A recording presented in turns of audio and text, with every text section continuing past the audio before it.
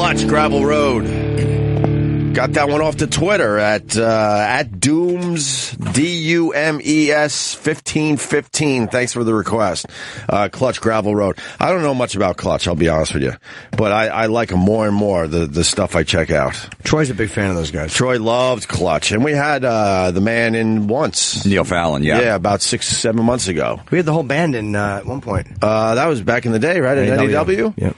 But I've never downloaded Clutch, but when I hear a song here and there, I go, wow, I really like this fucking band. Maybe I should really start checking them out finally. They've been around like a long time. 93, somewhere around there. Is it that long now? Yeah. So over 20 years for them as well. Big Eagles fan there, Jim Florentine? I like them a lot. No, you don't. No, I did. You like the Eagles? Yeah. I like someone a lot like of you like rock. the Eagles? I like a lot of huge Bob Seger fan. Right. Leonard Skinner. I like that stuff. Yeah. Oh, no kidding. Stones. Yeah, that 70s stuff is always. Always been a fan of that stuff. What's the Seger song that they use in California Love? I don't know. I don't know either. It's a Seger riff. Oh, really? We're gonna have to figure that out. You know the riff I mean. Can we check that? I mean, oh wow, you hit me with something here. Yeah, we'll figure it out. California Love. People are screaming at their radios again. Why? Because they know. As we sit here trying to figure it out. I love that part of the job. Sorry. What is this? I don't know. That's just him walking out on stage. That's not what. Look at Bob Seger. He looks all right. It's from a couple of years ago, but Glenn Frey had a tough run, man. They said he was sick since November. Oh, okay. And the pneumonia got to him at the end. Sad. Yeah, I didn't even know he was sick. That was a shock. Yeah, no one really knew he was sick. Bob Seger knew he was sick. I guess he was pretty close to Glenn Frey. So this guy in the paper, where is it? Oh, okay. Glenn Frey's death is sad, but I still loathe the Eagles. Who said that? Oh. This guy, Kuntzman. Perfect name for this guy, Kuntzman. Gersh Kuntzman writes, no disrespect to Glenn Frey, whose death is a cause for genuine mourning, but the Eagles were quite simply the worst rock and roll band. Through the early 70s, the Eagles defined the easy listening genre as if rock and roll is supposed to be a warm glass of milk to get you to bed. During the peak of the band's fame, 1972 to 76, Lou Reed put out Walk on the Wild Side. Jim loves that song. Ugh. Jim Norton loves Walk on the Wild Side. You know what? It's an okay song. It's an okay song. I do understand people. I hate him more than the song. Yeah. Just I heard he was always cranky, and it's like the most overrated fucking. You know, that's like the one that the rock critics like. Oh, Lou Reed was really, he was really something. Because of Walk on the Wild Side. Yeah. And also during that time, David Bowie did The Rise and Fall of Ziggy Stardust and The Spiders from Mars. The Stones did Exile on Main Street. But the Eagles kept churning out pop, Peaceful, Easy Feeling, Desperado, Take It to the Limit, and Best of My Love, which to this day sounds too soft for an elevator. This guy's beating up the Eagles the day after Glenn Frey dies. Yeah, he's trying to be in a douche. It's like you don't have to love it, but you can't say they weren't a good band. Yeah, how about you give it a week or two and then go, you know what, I just got to say finally that I never liked the Eagles. Glenn Frey's not even in the ground yet. They're still preparing him for the ground. They're still getting him ready to cremate him or whatever they do. I don't even think it happens as fast. Lou Reed, he's talking about one song that Lou Reed did in those 4 years. I'm not a huge Lou Reed fan, but there are a lot of people that just fucking bow to that guy and what he did for music, so. No, I get it, but this guy's just mentioning one song. Okay, so Stones put out Exile on Main Street. And how generic were the Eagles? When the edgier, more musically inventive Steely Dan needed a band to mock, it chose the Eagles. Turn up the Eagles. The neighbors are listening. A cuckolded husband tells his wife so the people next door won't think anything is amiss. Even the Eagles' signature hit Hotel California endures only because of its mysterious lyrics, but the song offers little for anyone but a small group of nerds trying to decode it. It's the Eagles' version of American Pie, a solid song, but ultimately a novelty one. Joe Cocker, by the way. Joe Cocker? Is who that sample is from. Okay. Yeah, so I just found that weird that was a big. I mean, it's on page 3 of the Daily News today, and on the front page, Frey's death, is sad, but I still loathe the Eagles. Look, you didn't want they were obviously lighter rock than the Stones and stuff like that, but the Stones weren't even considered hard rock. So there's not a big difference between. Yeah. You ever hear Hotel California? What's that? You ever hear Hotel California? Yeah, I heard that once. I don't know.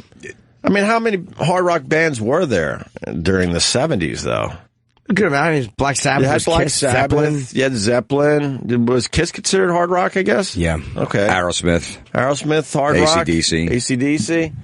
Yeah, all right. Ted Fair Nugent. enough. Bad Company. Bad Company. Bad Co, as we used to say in the radio biz. Were they considered hard rock? Bad Company? Nah, more rock. Yeah. No, Yeah. I think they were just a rock band. Yeah. Styx. Styx were certainly a hard rock band. I don't know. That's stretching it. We're just fucking with Jim, ever actually listened to Velvet Underground? Yes. And you just never got into it? No, they're very good. Well, let's go to Rob in North Carolina, because he's sticking up for his man, Lou Reed. Rob, go ahead, buddy. Good morning, guys. Good morning. Just getting started, stretching a little bit here. Hello. Same here. Jimmy, I get hating Lou Reed because of his really, really pretentious solo stuff, but you never liked Velvet Underground? They were like quintessential game changers back in the day. You know, I can't pick anything out by them that I like or dislike. So, I mean, I'll acknowledge they were a good group. It's just not my, Your cup of tea? Well, Yeah. No. I mean, Loaded is a great, great album. Great album. All right, maybe. How many good albums did they put out? I'd give them 3. I mean, you got the Velvet Underground, you got Velvet Underground and Nico, and you got Loaded. And they're all really, really good albums. Okay. Yeah, I mean, if a band put out 3 great records, then It's one. throw them in the mix. Velvet Underground is another band I never really searched out, but I'll hear a song and go, "Who's that?" And they'll go, I'll find out it's Velvet Underground. I'm like, "Damn, man, fucking another cool song by this band that I don't know much about." That's where I'm at with those guys. I mean, I know Sweet Jane, which is a great song. What else do I know? The one about heroin. Heroin. Which one? They're really, really, really overlooked. Like, really overlooked. And they're really, really good. And I hate to say it, but I got into them by being a Phish fan, because Phish covered one of their albums once at a concert and just kind of springboarded me from there. They're really... All right, now I'm out. Oh, come on, man. I never got into Phish. And I liked the Grateful Dead growing up, but I never got into... Did you ever get into Phish, Florentine? No. That one's rough, brother. Yeah, but have you ever gone to see a show? Fair enough, I have not. You should. I mean, that's what really gets you into it. I mean, when I first heard him on tape or on CD, I was like, what is this shit? I'll listen to him noodle for 20 minutes and be like, what is this? But when you're there, it's just like a completely different experience. What do you have? What do you have to take when you're there? What? That's funny. I mean, I think that's a very good question. No, it is. Certain bands, you need a little substance with you. Yeah, AC/DC, you need some beer. You know what I mean? Is AC/DC beer? Yeah, you watch them and down a few beers. Give me a cocaine band. I can get by with a few joints, and sometimes go a little heavy with the mushrooms or the ecstasy. AC/DC's beer. Give me a cocaine band. I don't know. Lou Reed, so you don't fall asleep. It happens. Trying to think of a cocaine band. If you go to a Phish show, if you're not high, does it make sense? Yeah, it makes sense, but if you don't really, it does. I'm definitely going to say it doesn't. It's not that it doesn't make sense, but it's just like sometimes when you're on something, you really, really like lock in with what they're doing up there, and it's a good time. It's a really good time. Everybody should try it once. It's a really good time. We've gone down this road with Phish many times in the show. And I think a few of you guys have tried to turn us on to Noodle. That's the song, right? You mentioned. No, well, I mean, I'm just saying, like, they'll just noodle. Like, Trey will sit up there and noodle on his guitar for 20 minutes, and if they're not really into it, I can see how it could be quite a turnoff. But is the song called Noodle though? No, there's no song called Noodle. Oh, it's just something they do. Is Noodle? Yeah. I mean, that's what people say about Phish and the Grateful Dead. They go, they'll get up there and they'll noodle around for 20 minutes and go nowhere. All right, yeah. And I can see it if you're not into it. But I'm telling you, I know if you go to one show and you just have a good time and you bring a little something and you have a good time, you lock in on what they're doing, I'm telling you, it's a really good time. It's like going to a rave for people who aren't into, like, raves, Like, it's a good time. It's a good dance party, man. I got kids. I don't have time to go to a concert where each song is 25 minutes long. Are you kidding me? Well, you shouldn't bring no, not each song, but sometimes they'll like. I'm just fucking around. They're long songs. I'm telling you, man. If you All just right. try it once, have a good time. All right. Thank you, Rob. I appreciate it. Well, yeah, it's like, you go to a dance club, you take ecstasy, It makes sense. I did a little bit back in the day. A little ecstasy? Yeah, and the music made sense then. When you heard it when you were straight, you're like, what the fuck am I listening to? What music made sense under ecstasy? Whatever they were playing Do in the you club. remember? I don't club even, music? Yeah, club music. Yeah. I thought you were forced to go to see a band on ecstasy. Oh, no. Okay. The top 15 most cocaine-influenced albums of all time. There it is. What's on here? Girls, Girls, Girls by Motley Crue. Waylon Jennings is on here. Miles Davis, On the Corner. These are cocaine-influenced bands. What does that mean? Or Influence? albums? They admitted doing coke while they were doing The it. top 10, 15 most cocaine-influenced albums of all time. I guess they were on a lot of coke when they... Oh, yeah. Girls, Motley Crue was completely fucked up, recording that whole record. So, but I'm saying, are these albums, they have cocaine theme in them? Because, there's a million rock bands that have done fucking coke while they're recording. Well, let me see here. Cocaine, as Rick James famously said, is a hell of a drug. Yup, the white powder's effects have left an influence that's both sublime and downright hideous on decades of pop music. So what happens when you give already famous musicians a quick burst of energy? Yeah, okay, so it's bands that were on the coke when they made these albums. Motley Crue's on there. Waylon Jennings was a big coke guy? Didn't we know that? They couldn't find anyone better to put on there than the fucking Flying Burrito Brothers. Oh, the Flying Burrito Brothers.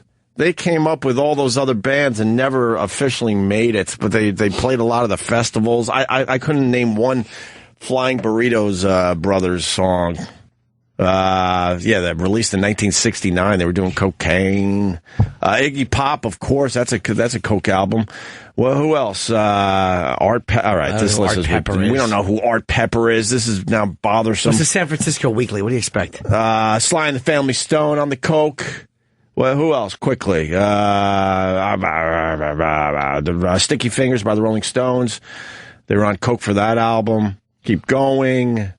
The Eagles, Hotel California, really? Oh, Sabbath. Yeah, It's funny. Volume 4. I thought Volume 4, because I remember reading how Ozzy said they were they had so much coke in the house when they were recording. Yeah. And I was like, there's no way that's going to make the list. Well, they originally were going to call the album Snowblind, but the record label said no, because it was the coke reference, so they had to change it to Volume 4 at the last second. They said they were just basically in a jacuzzi doing coke with strippers and hookers, and then they would get out when they had a riff and go record. Isn't that where he flushed all the coke, like he thought the cops were coming or something, but it was somebody else? The cops knocked on the door for something else, and he flushed a whole shitload of coke down the toilet. I think so, That yeah. was around the Volume 4 time, yeah. They should have called it Snowblind. A few people would have thought it's Well, the just record label wouldn't let them do it. snowstorm Yeah, label coming said through. no. And the record label wouldn't let them call War Pigs the Paranoid record either.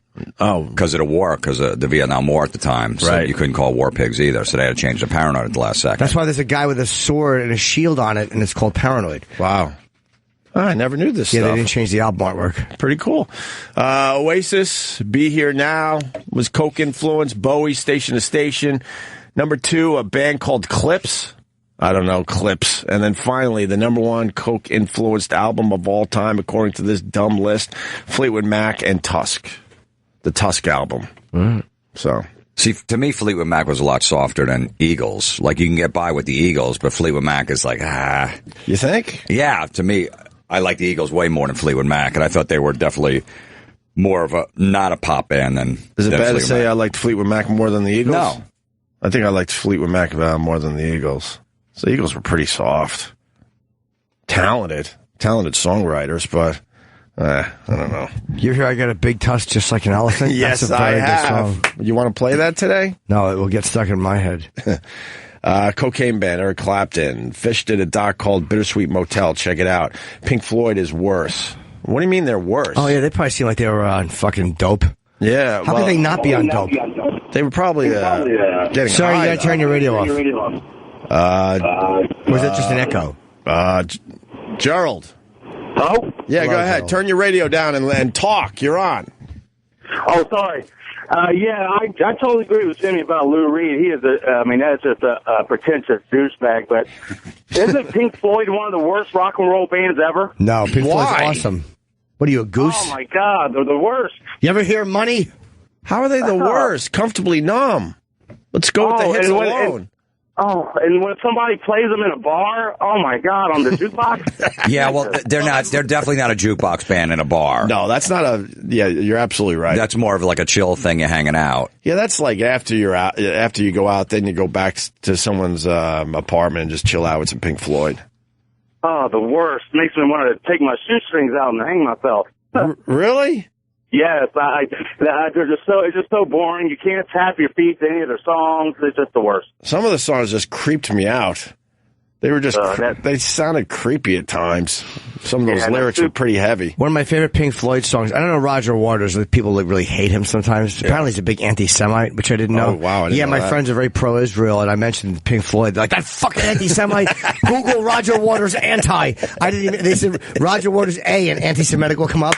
I didn't do it. Yeah, he goes crazy if anyone plays over in Israel, any bands, he yells at them from going over there to do any shows. Yeah. Like a pro-Palestinian guy. Yes. But he had wrote a song, When the Tigers Broke Free. Wasn't that not on the original album because it was too personal? We've brought this up from time to time on the show. You turned me on to that song. That one's a bit on the creepy side. It's a weird song. Yeah, his father was killed, I guess, defending a bridge in World War II.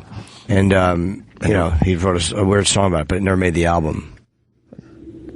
And Pigs? I mean, really? I mean, how? I don't know Pigs. I like that Pink Floyd Animals record. How about Shine On You Crazy Diamond? It's definitely not any kind of music you want to play in a bar. You're trying to get laid. You don't want to hear the fucking wall. No, of course not. Kids chanting. Of course not. I wouldn't mind hearing this one, though. When you do dates babbling, you just tell her to be quiet, and you tell her the backstory to this, and she just gets bummed out, cries in her beer, and then you pinch her tits. You want her to leave your apartment? Yeah, when you're done. Yeah. After you dump a load on her, you're like, his father was killed in World War II, and he found this thing that King George gave. He's like, I gotta go home. You force her to sit through this. Exactly. Explaining the meaning of the lyrics while you fucking twist her nipples. She wants you to fuck again. You can't get a rod. You're like, look, this song means a lot to me. I can't. I'm really sad about this. Yeah, I'm done. Lost his dad. There's no way I can get an erection when a guy lost his dad. You don't come back after playing this song for a broad. No. There's no way you come back from this. Yeah, it's just depressing. This is what I mean, though. Pink Floyd used to creep me out at times. Just these lyrics and his style of singing. Yeah. Although I prefer Dave Gilmour if I had to choose. For many years, I didn't know there was two different singers. I thought it was one guy. Yeah, they both had some fine songs between them. I wonder why they hate each other so much. Do we know? I don't know anything really about the backstory of that band. It's probably money. Oh, okay. I don't know either backstory, but that's what it probably. They did reunite for that one Live 8 thing Live or something 8, like that. But even that was... You think it came down to money? They probably both had plenty of money. But ego and money. They think they can go out on their own and do it. Yeah. Two singers, like, why do I need this? I can do my solo career and just control. Oh, my God. I'm just picturing Jimmy playing this for a gal. Do you think you can get a rod? What's in the background? What's going on right now with the gal? She's on your couch. You're like, look, you got to hear this song. She's looking at her phone, and I put my hand over the phone. You're going to miss this part.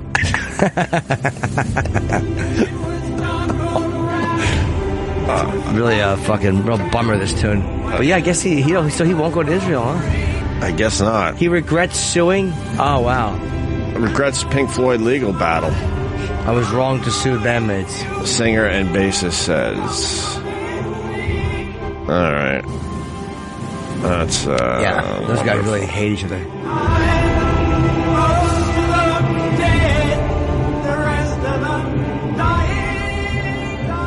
Wow, okay. Yeah.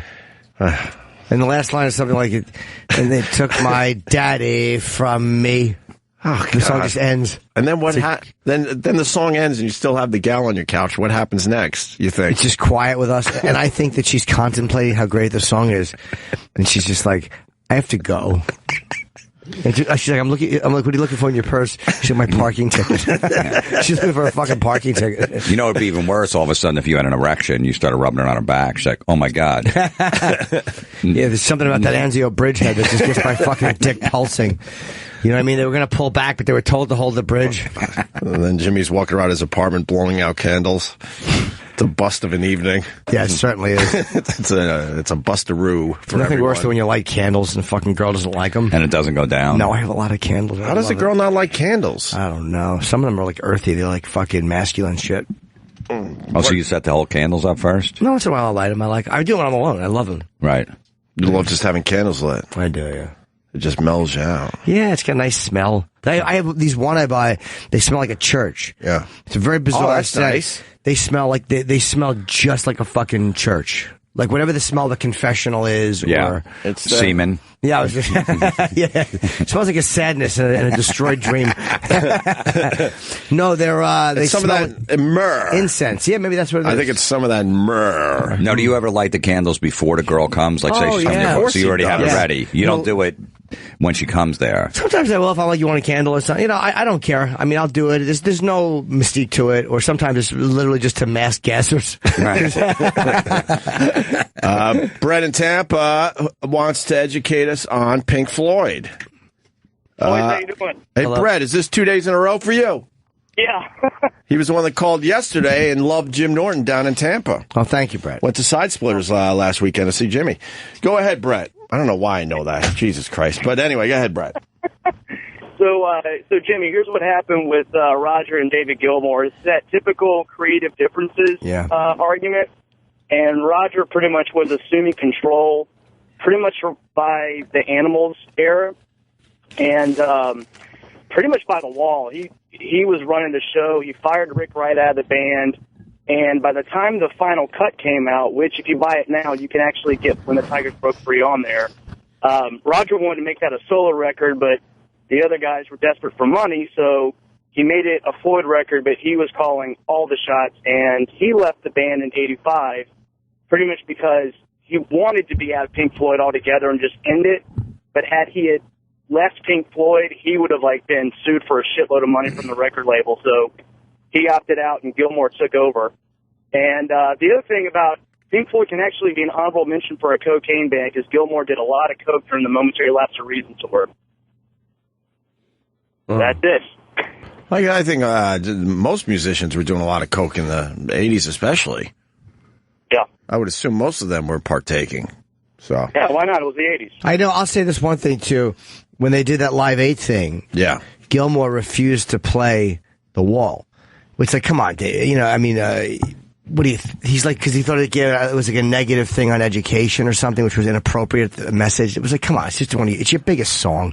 You got to play. Don't be silly. You got to play the hits for the people. Maybe that's because that's Roger's the one that's associated with Roger. Yeah. But they really do need to let The Wall go. These bands that decide not to play their hits from time to time, it's like, what are you doing? Then make the tickets $4 then. You know, it's expensive. I don't mind a band. I don't mind a band not doing the hits. Like I don't either. If I love the band. Well, like what band? Like a Sabbath, or AC/DC. You don't Judas mind. Priest. You don't mind if AC/DC doesn't do the hits? No, because I know every song. I'd rather hear a rare track like the Sabbath tour upcoming. They're doing like a couple songs they haven't done since the 70s. What are they doing? Hand of Doom. Really? And, yeah, I don't know what else. Norton's eyes just got real big. I'm not sure what else, but definitely handed. So to me, that's amazing. I'd much rather hear that than Iron Man. Well, you want to go to a rehearsal? I want to go to a rehearsal. I want to be there every day. They're opening tonight in Omaha. It's the first night of the tour. Oh, wow. A friend of mine's going, so you should have taken a little plane ride down there. It'd be hard for me to explain why I was gone. Yeah, where are you going? Going to see Black Sabbath? Are you going to see them in February? Yeah. But I just wanted to go and see them. Well, Florentine, what do you got going on tonight? You should fly down there. Check it out. Maybe after the show. Never know, right? No, I understand that because you guys are, really into Black Sabbath. So, but I guess if you're going to go see, I don't know, like Bob Seger, and you're not a huge fan, you don't want to hear just all his right. Well, for me, it would be obscure songs. For me, it would be U2. I'd want to hear some of their more obscure stuff. So I'm sure everyone has that one or two bands that, of course, if you went and saw them, you want to hear some deeper shit. I like a band that does the whole album from beginning to end. A lot of bands do that, like a classic record. Right. Which is great. Like, okay, so they're going to do those 10 or 12 songs first, and then they'll play some hits afterwards. That's a great concept. It is. Who started that? That's been around. That's been around for a while now. It's great. Where a band will announce, we're going to do this whole album, and then what started doing that with Dark Side of the Moon? What happened? Piece of Pink Floyd. He said Pink Floyd started with Dark Side of the Moon. Oh, you know what? You're probably right because that album really works when you play the whole thing. Well, Dark Side of the Moon came out in '73, but Floyd was performing that live since 1971 under the name Eclipse. I bet you. Oh, I didn't know it was around that long. Yeah. But in recent years, it seems like a lot of bands are going down this road, and then their encore is all their other great songs. It's a great idea. It really is. All right, Brett. Thank you, buddy. See you, buddy. All right.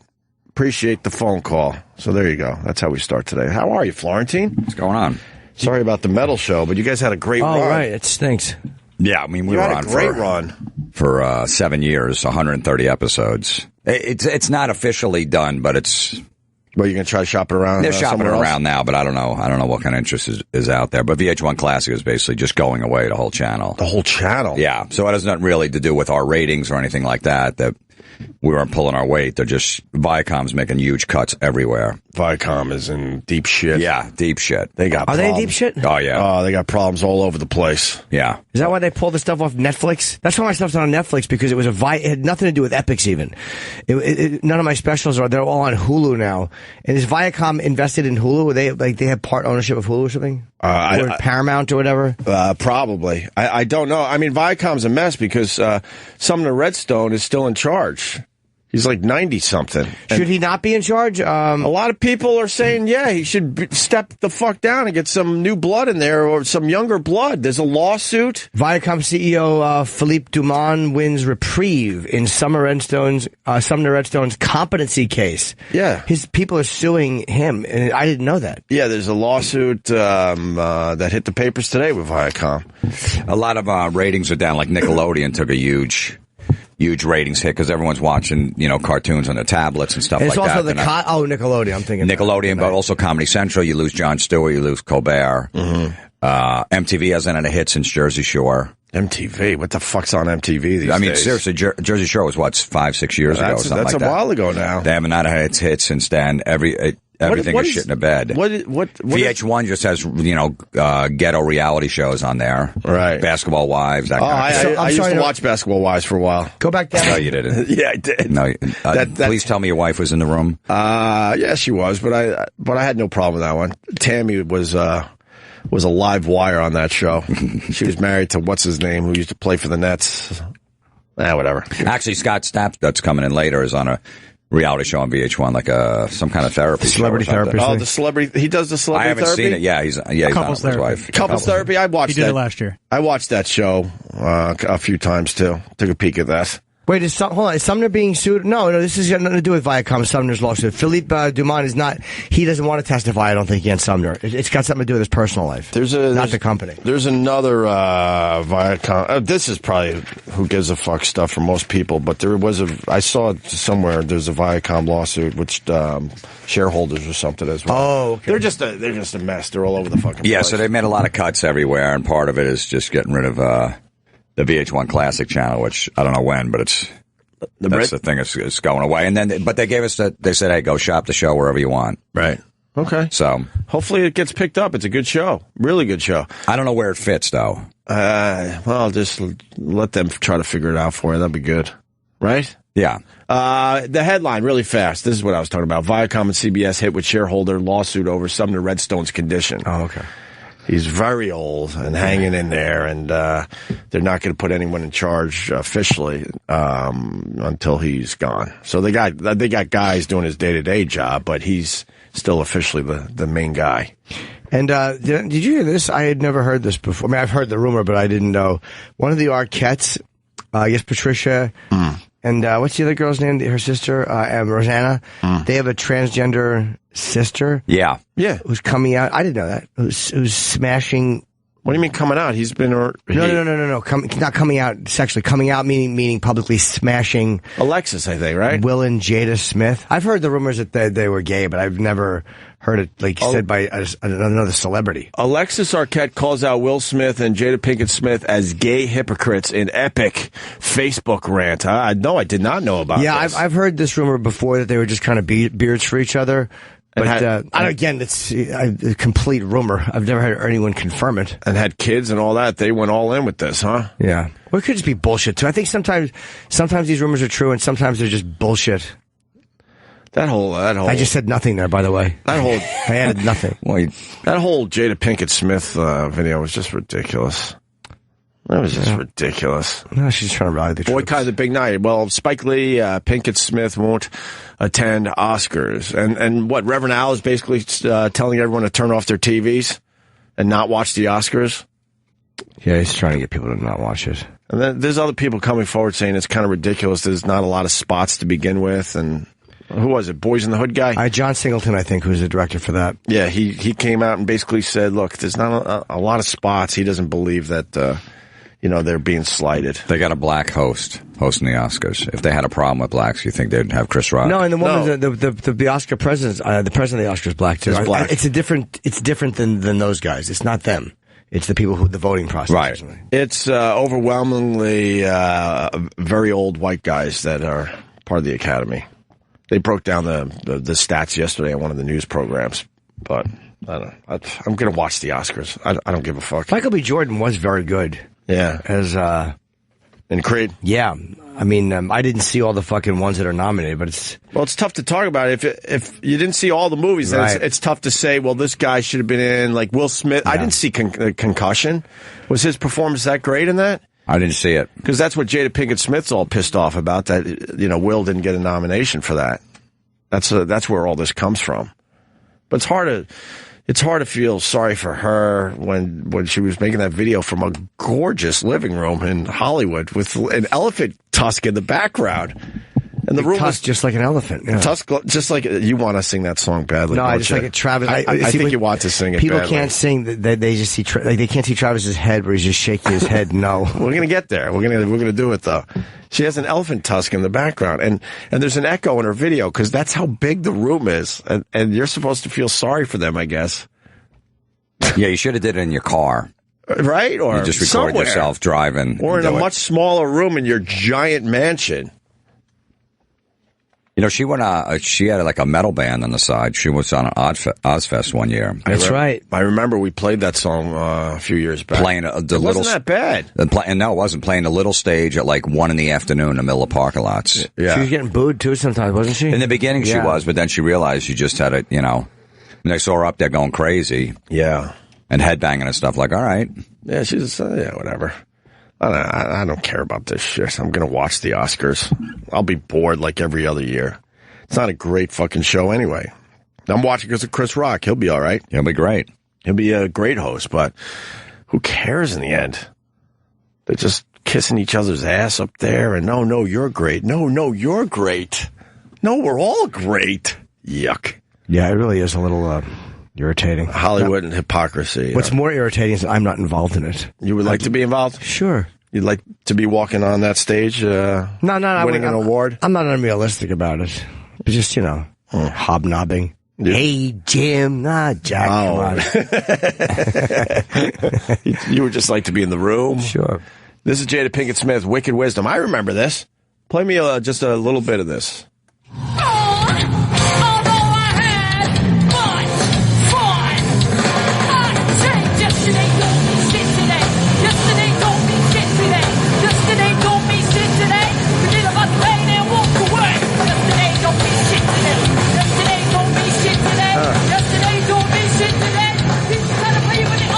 So fucking hot in this video, though. Yeah, I'm not a big fan of that song, though.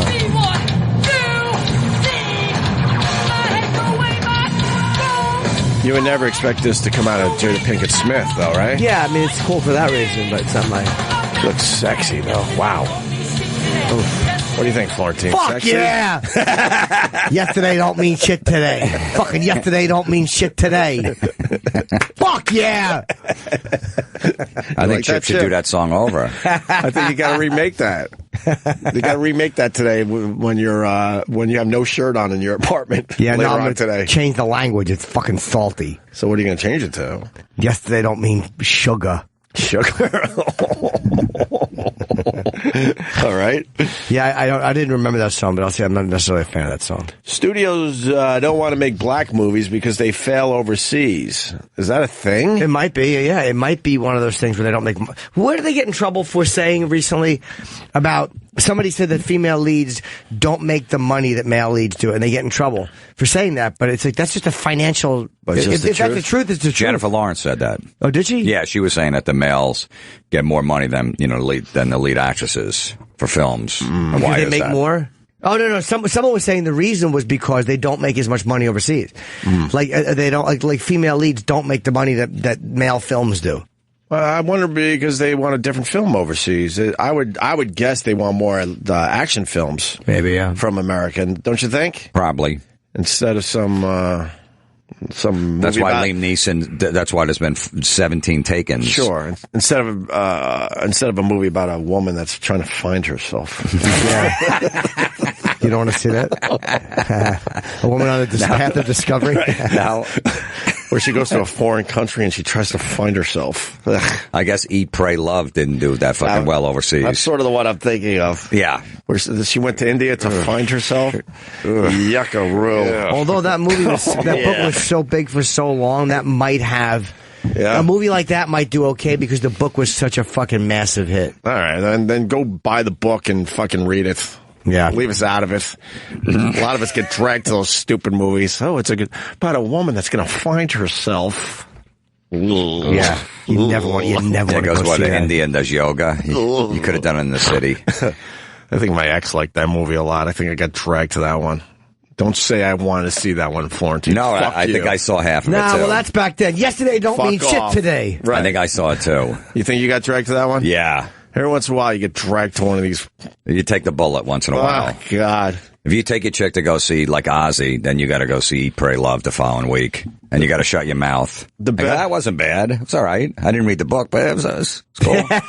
Yeah, and then you just meanwhile, you're just daydreaming for 2 hours. The best one for me, with the ex, she had a whole bunch of friends, and they all liked the Harry Potter.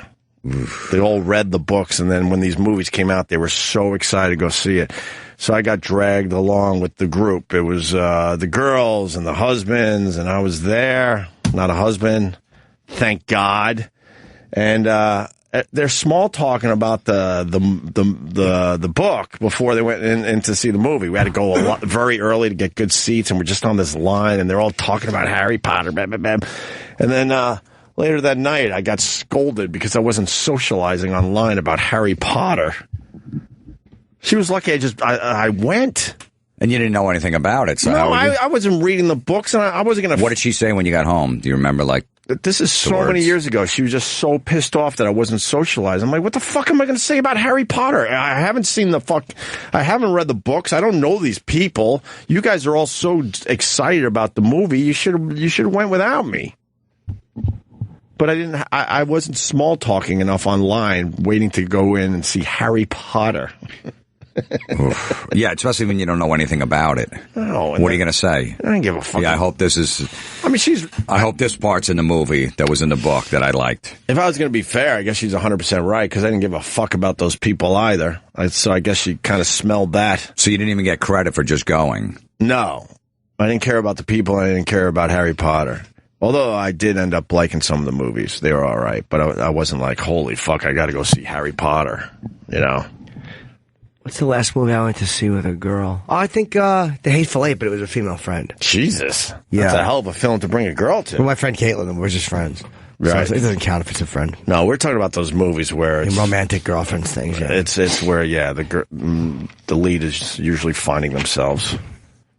I think the last one I saw Fools Rush In was with Salma Hayek, but that was when she was in her prime. Which one was really that? Hot. Which movie was that? It was about the people going to the theater.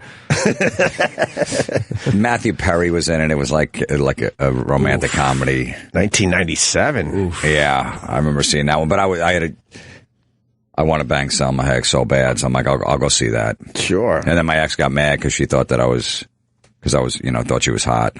But you're not allowed to say that she's hot? No, she felt like she was a threat. I'm like, look, it's 1987. I'm playing firehouses in New Jersey and Pennsylvania. I don't think Salma Hayek's going to show up at one of my shows and then suck my dick in the parking lot. The girlfriend I knew who I lived with? Yeah, the first one. Yeah. This is probably not going to happen. She was threatened by her. We lived in that shithole with the friggin' mold on the wall. Black mold, and yeah. the fucking silverfish. Yeah, I don't think Salma Hayek's coming to our apartment. Yeah, she's going to come over and... I got Jim Norton getting blown in the driveway from a prostitute with his sunglasses visor and in the front windshield. I don't think you're going to walk past that and blow me. And she's going to come in the front door, ignore the black mold and the dishes piling up, and she's going to go into your shitty room and blow you. Yeah. Yeah, your girlfriend had every right to be nervous about that. You had to park 4 blocks away. She wasn't walking through our neighborhood to come over to blow me. Do you remember that couple at the end who we hated so much who would hog 2 parking spots? Yeah. The last fucking block, I literally went into a rage. If I had a gun, I would have shot through his window. Yeah. I hated this guy so much. Him and his cunt wife would hog 2 spaces all the time and just always... That's funny. It drove me fucking crazy. It drove me nuts, the domination of these 2 spots by this couple. That they would just take up both spots. Did they have a good car? No, but they just knew how they had a system together. At one time, I was actually able to get one of the spots. Yeah. And it was so satisfying just to know that the old fuck had to walk. They had to figure it out. Yeah. I just love Salma Hayek and your girl. A little jealous. Oh, that there was a possibility. I love it. I fucking love that one. Never let your girl take you to a Nicholas Sparks movie. Yes, Adam. Let's go to Adam. Jesus, why are the phones lit on this dumb topic? Adam in Jersey. Yeah, have you ever heard of Nicholas Sparks? Nicholas Sparks did the Notebook. Yeah, a bunch of them. Oh, God, worst movies ever. Don't ever let your chick take you to a Nicholas Sparks movie. Yeah, I mean... I also, one thing, I miss Anthony. When you said myrrh today, I kind of miss when he would have went, myrrh. You know, I thought of that and didn't say it. The fucking Mary Tyler Moore. Oh, yeah, the whole myrrh. Yes, very nice. All right, Adam. Out, boys. Thank you, buddy. Goodbye, Adam. Yeah, Nicholas Sparks. No, thank you. DiCaprio has won an Oscar. If he was black, people would protest by now. No, I don't think so. He hasn't done a whole shitload that... What has he done that people thought he should have won an Oscar for besides, I guess... I'm trying to think. He was nominated for the one about the Wolf of Wall Street. He was really good. He was in that Titanic movie. Yeah, but he wasn't... He was good in that, but he wasn't... He was all right. Well, let's go to this guy. He seems to know a lot about DiCaprio. Tom in Connecticut, go ahead. What's eating Gilbert Grape, maybe? Sure. Well, not that I'm a big DiCaprio fan. But Basketball Diaries? Basketball Diaries was phenomenal. He was great in that, yeah. I love the book. He was too young, though, to win there. Although, I thought the kid from fucking Beast of No Nation, the little kid, how's everybody overlooking this kid's performance? He was fucking amazing. Yeah, you keep talking about him. How old was he? I'm guessing 9 or 10. 9 or 10. All right. Go ahead, Tom. Well, I think if he was black, there would be people protesting in San Francisco, blocking streets, traffic, just saying, why hasn't DiCaprio won an Oscar yet? Yeah, but as we sit here, I don't. What movie not that he's good and deserves it. Don't get me wrong. No, did they protest in San Francisco when Denzel didn't win? That's what I'm thinking. I'm not, just wondering if besides returns, they're saying not enough black people are winning Oscars or getting nominated and all that jazz. And right. So I'm saying, what actor have they protested for? No, they haven't. I'm just sarcastically assuming that they wouldn't be protesting. All these Black Lives Matter people, would be protesting. So wait, they haven't protested anybody not winning, but if DiCaprio was black, they'd protest. I'm just hopefully assuming that they would, so I can have something to bitch about on Facebook later today. It doesn't really go with the logic, because they would say that at least white actors are winning Oscars. Well, I guess you have to reverse that too. I guess you're right. Didn't think that out far enough. But I don't know. I mean, what confuses me about this this black Oscar thing, no one is pointing to a specific performance or a particular performance that should have been nominated. I've been reading a lot of this stuff, and what is the problem? They're having a problem with what? Whose performance? What movie? Well, does anyone know? Well, Jade is probably, like we said before, Jade is probably thinking about Will Smith, and then Michael, what is it, J. Jordan or whatever his name is? Michael B. Jordan. From Michael B. Jordan. Creed, okay. But and there was some other, what was the other movie? Straight Outta Compton. Which I thought was great. A lot of people think that it should have at least been nominated for Best Picture. It was really good. I mean, it wasn't some stupid, pointless music like biop, whatever you want to call it. It was really good. Is biop the word or no? Biopic? Biopic. No? Biopic? Yeah. Biopic. Biography picture. Okay, I was right. All right. Let's say hi to Bruce in Philly. I really fucked up. Bruce, Mark Norman. Hey, have a seat. What's going on, Bruce? Talking about your girl dragging you to movies. I got dragged to a Puerto Rican rom-com called Chasing Poppy with Sofia Vergara, and they were just chasing some guy around. It was a love triangle. The worst movie ever. And then she complained the whole time. You only went to see it because the girls were beautiful, and that is true. Sofia Vergara, that's when she was in her prime. She was so hot, yo. Oh, did she ask you to go to the movie, though? She made me go to the movie with her friend, Raquel. They spent the whole time talking in Spanish, and I'm just sitting there like an idiot. And then she's mad at you, saying that the only reason you went was to check out the hot chicks in the movie. Exactly. Yeah, I get that. Yeah, that has happened over the years. Yeah. All right, fellas. Take care. All right. Mark Norman, how are you, buddy? Hey. Good to be here. We're talking about movies that every once in a while you get dragged to. Ah, yes. Where a woman is trying to find herself, and you're sitting there next to your lady watching this garbage. I had to watch Kate and Leopold back in the day. Hugh Jackman. Yeah. Meg Ryan. Hugh Jackman came in from the past, and he was a gentleman. Okay. There it is. Yeah, it's a whole thing. How was it? Oh, it's brutal. Of course. Look at it. It's crazy. The whole plot, none of it makes sense. But he's a gentleman. He comes in to be chivalrous and show men what it's like to be a man, and, everybody's a slob in the movie except for him. Kate and Leopold. Can we watch the trailer? Let's watch 1876. 1876. Leopold, Duke of Albany, was a bachelor. Take a wife. With few prospects. In 2001, Kate McKay has a successful career. Meg Ryan? Rare among women, Kate. You're like a man.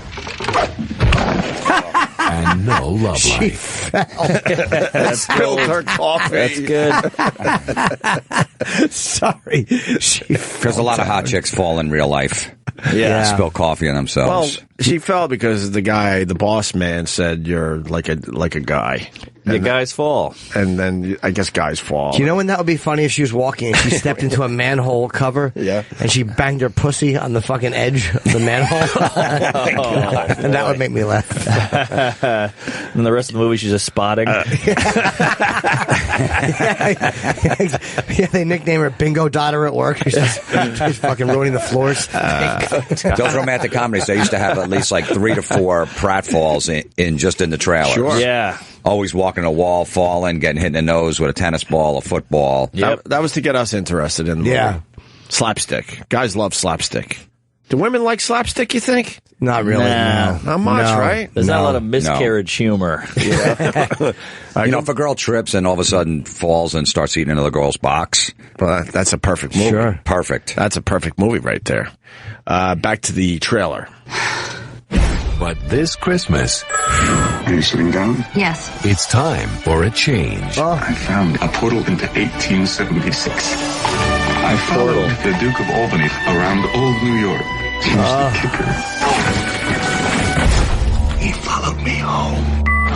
Oh, boy. Where am I? You're still in New York. That, sir, is not New York! I'm afraid it is. So you must be Sergeant Pepper? Someone has to keep an eye on him. You're a trip. He doesn't know our customs. Why are you standing? I'm accustomed to stand when a lady leaves the table. See, he's a gentleman. Oh, wait a minute, Paul. I know what happens. He's showing everybody how to live, but then he gets his teeth knocked out when he forcefully tries to instruct a black man to do something. So let me guess, she's going to like him at the end.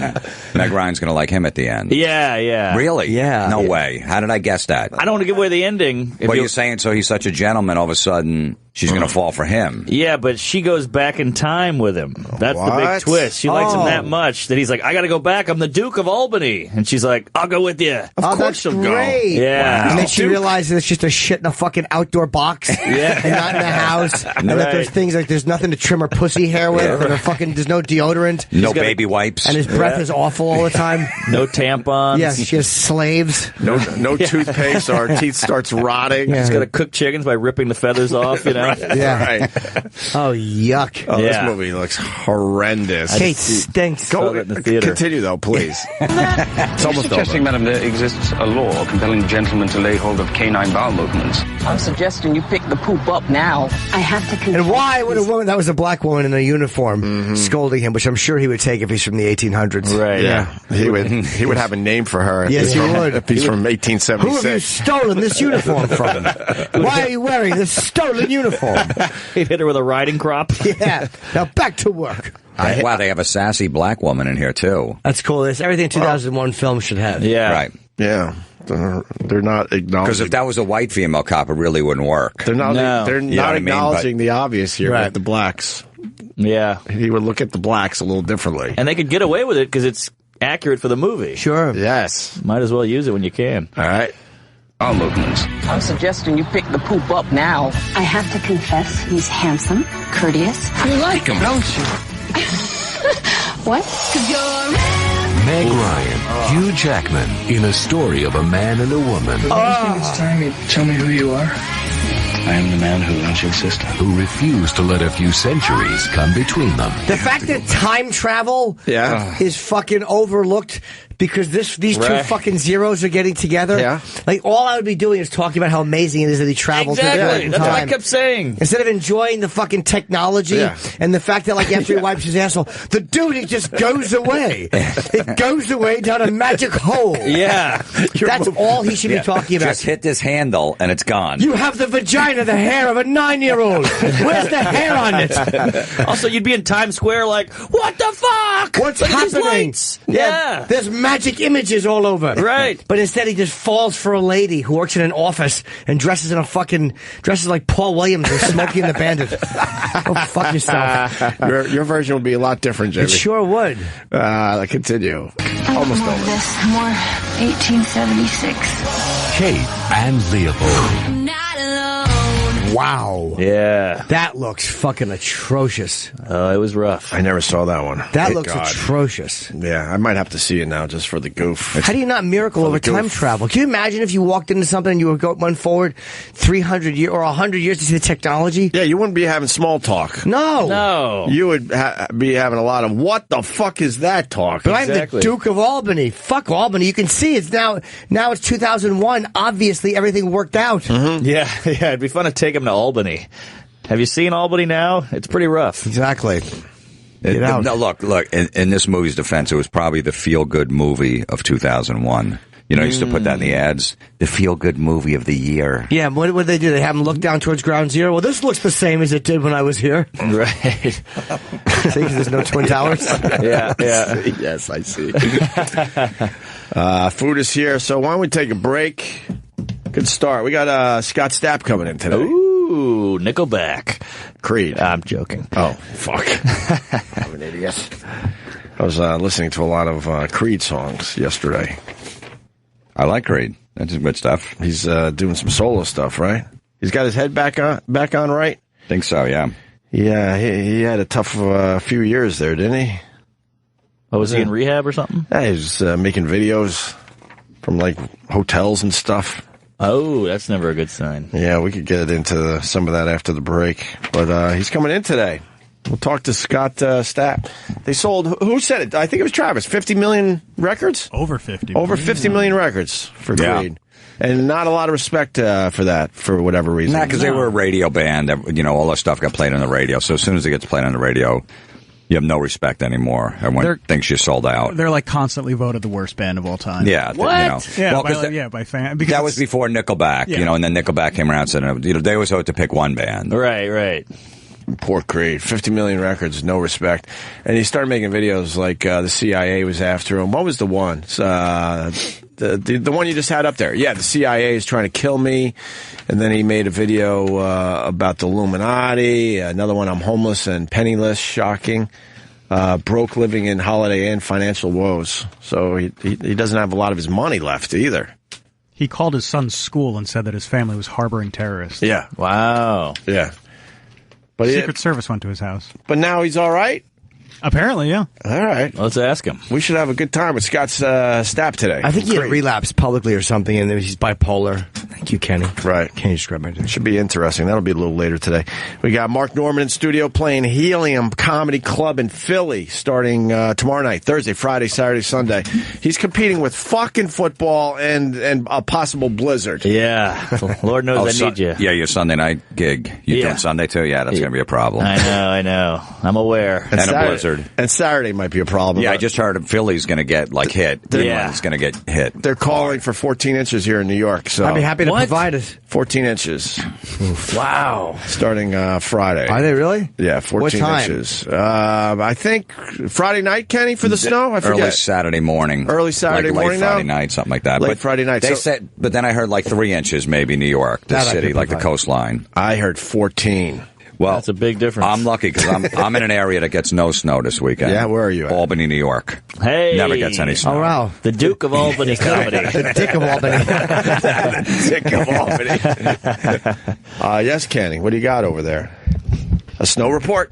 Nothing, GH. I heard you mention my name. I sure did, Kenny. I sure did. How much snow are we getting? I heard 14 inches on the way in, right? And if that's how big it is. All right, then. We're going to take a break. I'll be in Scottsdale, Arizona. Saturday night. Saturday at the Talking Stick Casino. You guys are going to be nice and warm. Yeah. Hope I don't bring any snow with me. No. I'm just being cute. Because if it's a little chilly out there, people are going to go, you brought the weather with you. Yeah, I always laugh when that happens. You laugh at that one? Oh, every time. Every time. If they don't say it, I do. Thanks for bringing the weather. Come on, guys. And then what do you say? You know. What am I going to do? How do you handle that? What do you mean by that? The person's a fan of yours, so you have to handle it differently. I'm just saying, I'm not sure what you mean by that. Well, you know, it was cold in New York. Now you're here where it's usually warm, so I thought you brought the... No, I mean, I just came on a plane, so it was like, I don't know how the weather went on the plane. It was warm on the plane, so I don't know how I brought the New York weather. All right, well, can you sign this? Sure. All right. I brought some warm weather, too. Here's how you get out of it. You bring a little heat. It's called a fucking hairspray and a lighter. Because you put them on fire. I should have just quit while I was ahead. I just had that on a plane where a guy was sitting next to me. And what did he say? And he said, look, you gave me so much comedy over the years, I feel like I got to give you a joke. Oh, boy. He did not say that. There was two of them. The second one was, and I'm like, okay. He's like, was the joke good? I'll tell you what it was. Oh, good. He goes, I had fun sleeping with you. I go, what do you mean? He goes, no, because we were sitting next to each other and you were sleeping at one time and so was I. So he said, I'm going to give you a joke? Yeah, I'm going to give you. He gave me 2 jokes. He spilled his nuts, like, and one of them went under my lap or whatever. He goes, I want to give you another joke. I'm sorry my nuts were in your lap. I feel like I have to give it to you. No, this did not happen. I have to. After all the comedy you've given me over the years. Why'd you let this guy in your hotel room? I know. I've heard better stories from Flight 800. You know when you were sleeping, he was watching you sleep. You know that, right? Absolutely. All right? He wasn't sleeping when you were sleeping. That was his time to take it all in. He was looking at you, gazing into your closed eyes. I had fun sleeping with you. And I was just like, I don't know what does that mean? I'm just staring at him. That's bad. Oof. All right. We're gonna break here. You didn't like that one? He felt like he had to give me a joke. After all the jokes I've given him over the years, he felt like he had to. Well, he gave you 2. He owed me. He gave me 2. 2 doozies. Yeah. Are you going to use them in Albany? I was thinking about it. You should. Maybe you close with those. I feel like I got to give the audience a joke back after all the. You know what I mean? They were laughing at my stuff. I feel like you could take a joke home. Sure. Remember, there was a comic that used to say that I want to give you guys something, something for you to take home. Yeah. And maybe on Monday at work you could tell. Yeah. No, that did not. Oh yeah. Jim knows. Yeah. You know which comic? I do. You just don't want to throw him under the bus. It's my friend. It's my friend. Someone I know? No. Okay. But now that guy knows. Oh, if he's listening. But he should know. Yeah, that you didn't like that? Maybe he's not doing it anymore. Maybe it didn't work. You know, we give the audience a doggy bag of jokes. Oh, that's right. What? That's what he would say? Yeah. Oh, my God. Oh, man. Let's go to break so we can find out who this is. That's why I would give you the doggy. That's how you would set it up? A doggy bag of jokes. And how many jokes would be in the doggy bag? I've never seen Florentine laugh this hard. Yeah, 2 or 3. 2 or 3. You're turning red. No, because I know I was in the back of the room when he was doing that, just looking at Jim's face. I can remember that from 12 years ago. Even more than that. That's mid-90s. That's like 95. The disgust on his face. I would think Norton would appreciate something like that from the back of the room. A doggy bag of jokes. How loud was your yuck? Did he hear the yuck? It was just an internal death. It was like, because a lot of times the audience, people would ask you, wait, what jokes did you get? And you can't remember any of the jokes that comedians told you. Right. So here's a little doggy bag of jokes. And then he would rattle off a few? Yeah, like some old jokes. Yeah. All right. So that's not bad. It's bad. Some like Jackie the Joke Man type jokes? Yeah, stuff like that. Because I guess quick one-liners to throw around the office the next day? Or jokes. Like, a guy comes home from work, that type of stuff. Look, I've never seen you laugh like that, Florentine. That's what it takes, huh? Yeah. All right, we're gonna find out who that is. We are anyway. I don't know if it'll be public. It's not somebody that people would recognize. I don't think most people won't know. All right. No, there's gonna be. Look, the lines will lighten up. Yes. I know the comedian who gave us a doggy bag of jokes. All right, we got Sarah Palin in the news, the Trump. We got Cruz in the news again. We got Tom Brady in the news. Reverend Al. Do we have the video of Reverend Al basically telling everyone to not watch the Oscars? We'll try to find that. Oh! And people get very mad at me on Twitter. Yeah, we got to get into that. Very mad at me, scolding me on Twitter. Well, we'll start with that after the break, actually. I forgot about that, Jimmy, until you just said that.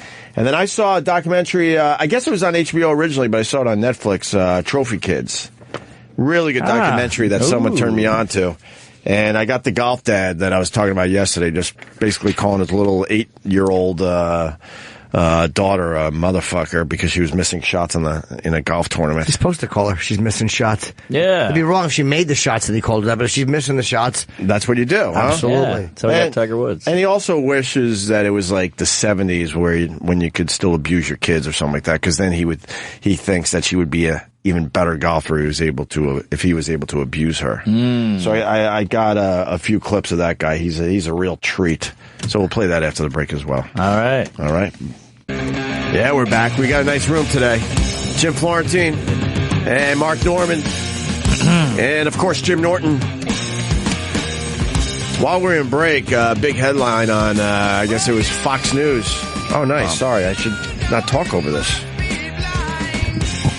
Nice. Hand it to him. There's your song. Yeah. That you want them to play.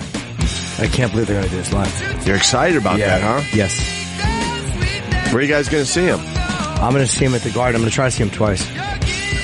And they're playing over the summer. They're doing a bunch of dates. And that's going to be it for Jones Black Sabbath? Beach. I'll go there, too.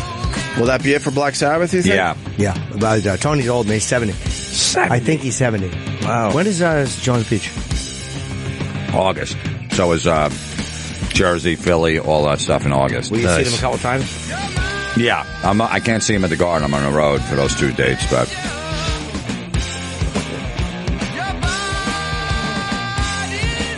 I've never heard this one before. Oh, this is all paranoid. It's pretty 1970 it came out. Wow.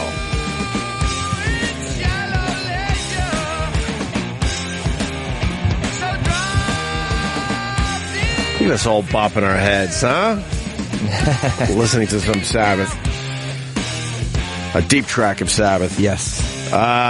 During the break, Fox News had a headline, Chris Rock urged to step down as Oscar host.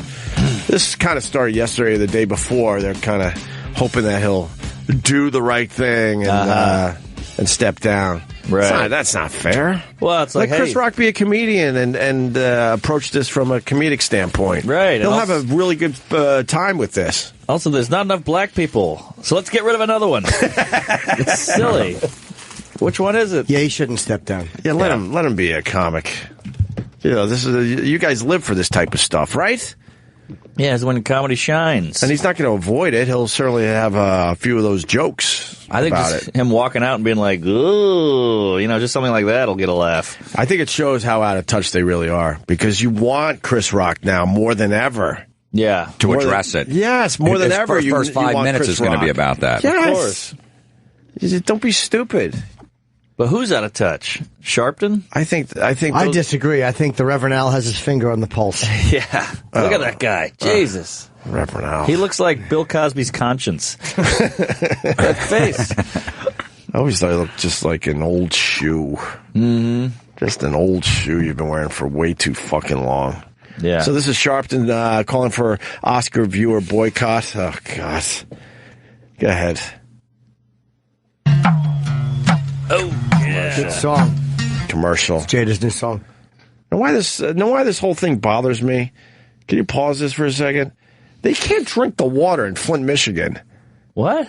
And this is what the news is focused on, is the Oscars, and there's not enough black people being represented in the Oscars. There's like a major issue in Flint, What's Michigan. the problem?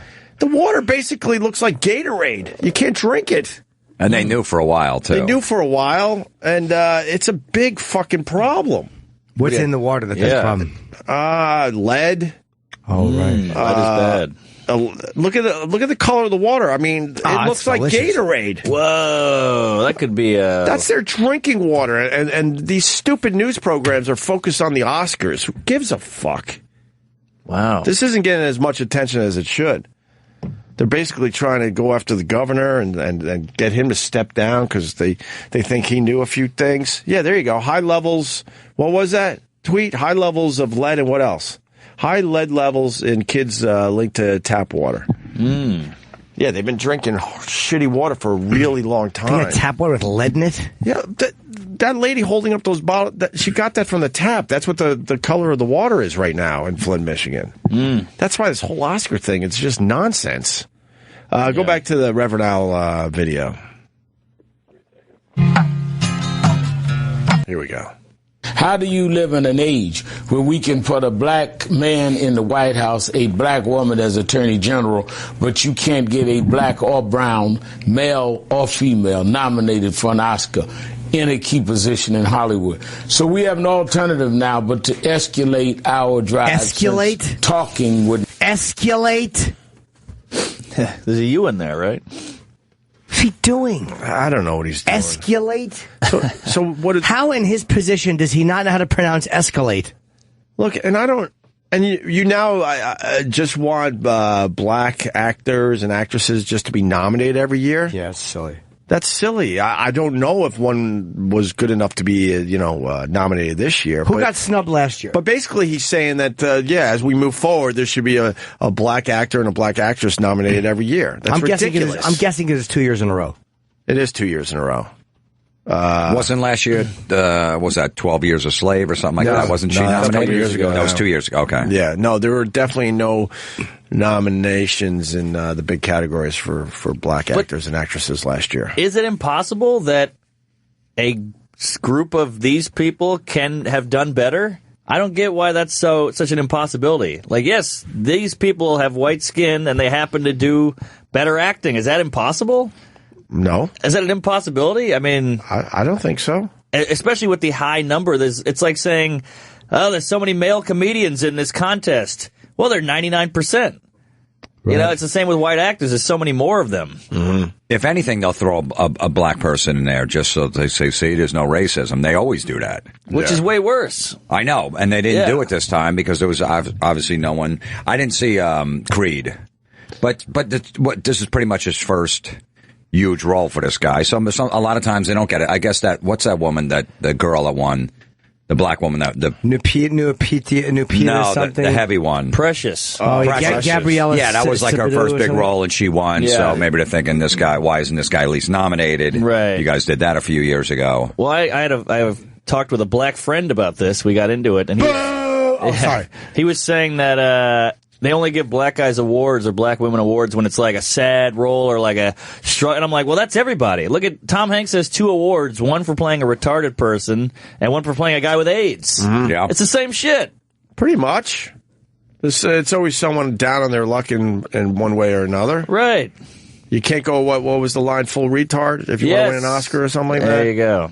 I don't know. Go back to Reverend Al. I think they got snubbed in the Golden Globes. Black people for no music. They didn't get a music nom. For NWA, that's all music. Yeah. Or not out of Compton. Straight out of Compton? Yeah. Push play on this there. So we have an alternative now but to escalate our drive since talking would not achieve it. And that is by telling people to tune out. that will send a message to advertisers.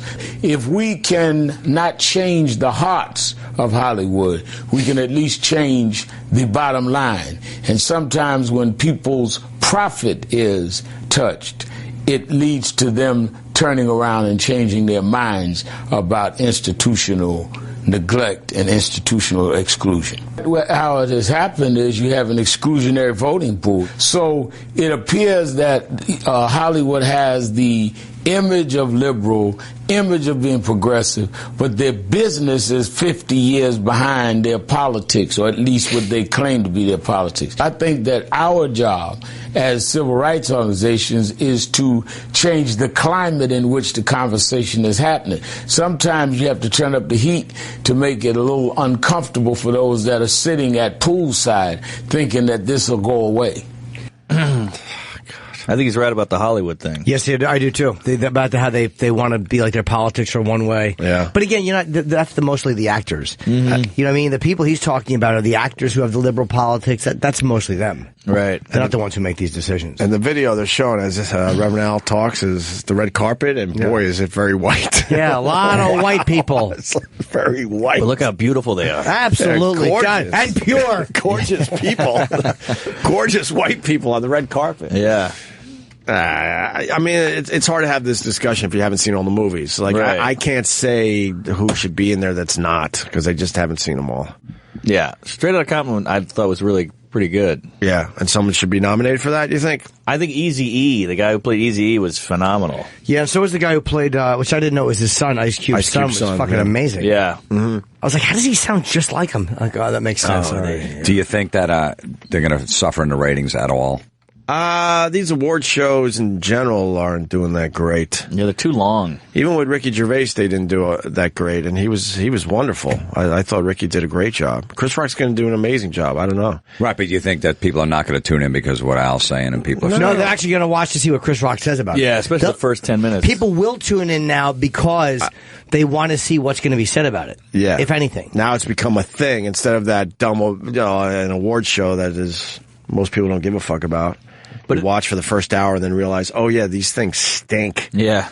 You're reminded every year, like, oh, that's right, this is kind of boring after the cool host goes away for an hour. Right. That's the problem with the Oscars and a lot of these award shows.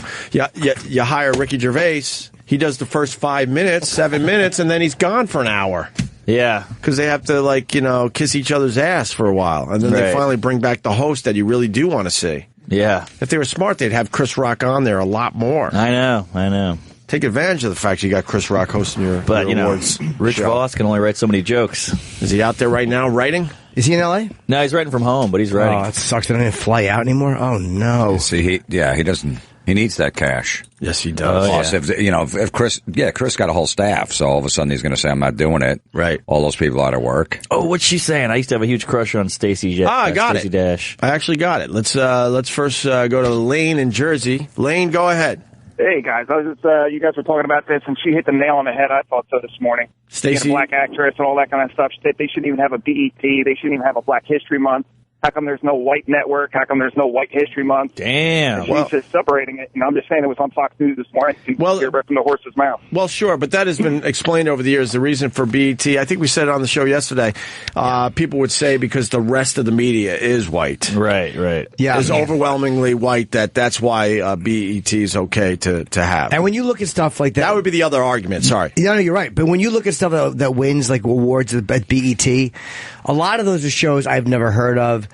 Where they're like actors, they're huge in black culture that I'm not familiar with, and but yeah, I don't have my finger on the pulse of all pop culture, but there's a lot of shows that are really popular that I'm not aware of. Yeah. So I used to really be annoyed at BET, the idea of it, but now it's like one of those things where like, well, these shows aren't going to get any recognition. Mm-hmm. Like if this shows that black people are watching and loving, and they're not getting any recognition, like all right, have an award show for it if you want. Yeah, I agree. But a whole month. Well, I mean the Black History Month. I'm talking about the BET, the award show. Both of them. I mean, because she brought up on both. If you guys play the clip, she mentions both. Because if we were to have a White History Month, God forbid. Well, again, you hear that, and I do understand why people say that, but it's gotten to a point where it's like, I don't know, are white people really being mistreated in America? Can we fucking stop with that shit? No, like she makes a point that it's like if we're all supposed to be American, why are they making it a black and white issue? They're the ones that are pushing it more one way or the other than it is.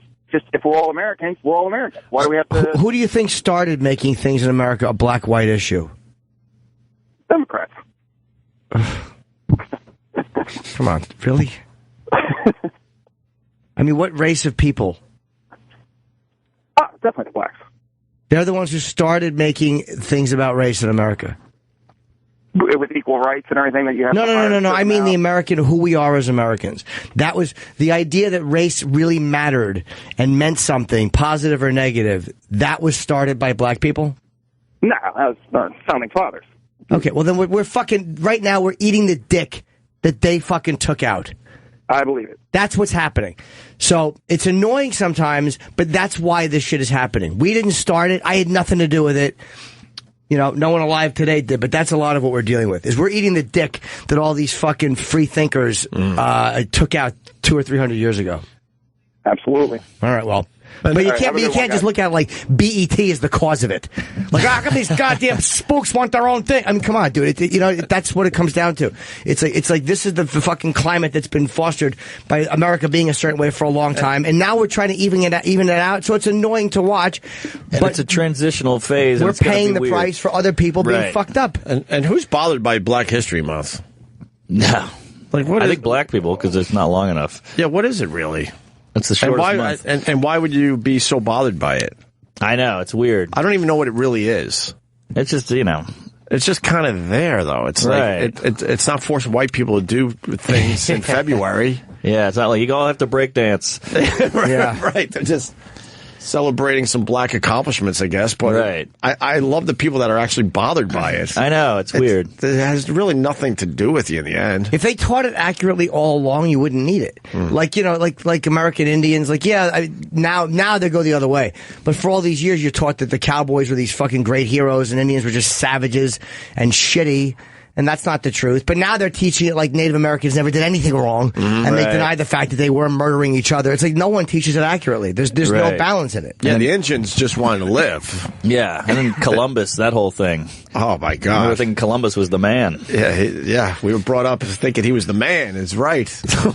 Yeah. I was watching some show yesterday on Columbus about the Viking map that was discovered. Was it a forgery? And I didn't watch the end of it. I got bored. But, I got through 45 minutes where they found this Viking map saying, did the Vikings settle before Columbus, and did the church know it, even though the church kind of acknowledged. How'd you get bored by all that? They found a Vikings map. That sounds so cool. So much stuff yesterday I'm dealing with contracts. Yeah. And it was just back and forth with my fucking manager all day. Not negative shit, but just trying to... distracted. Yeah, just trying to get 5 different things done at once.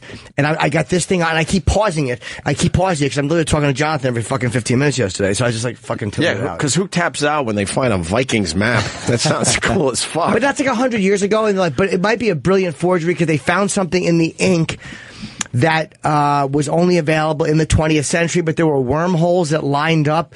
It's like these documents that were... Oh, there you go, right there. That's the Vineland map, or Vinland map.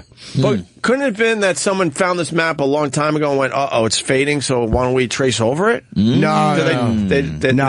Nah, it's too... And there was something about Greenland not having been discovered... Green?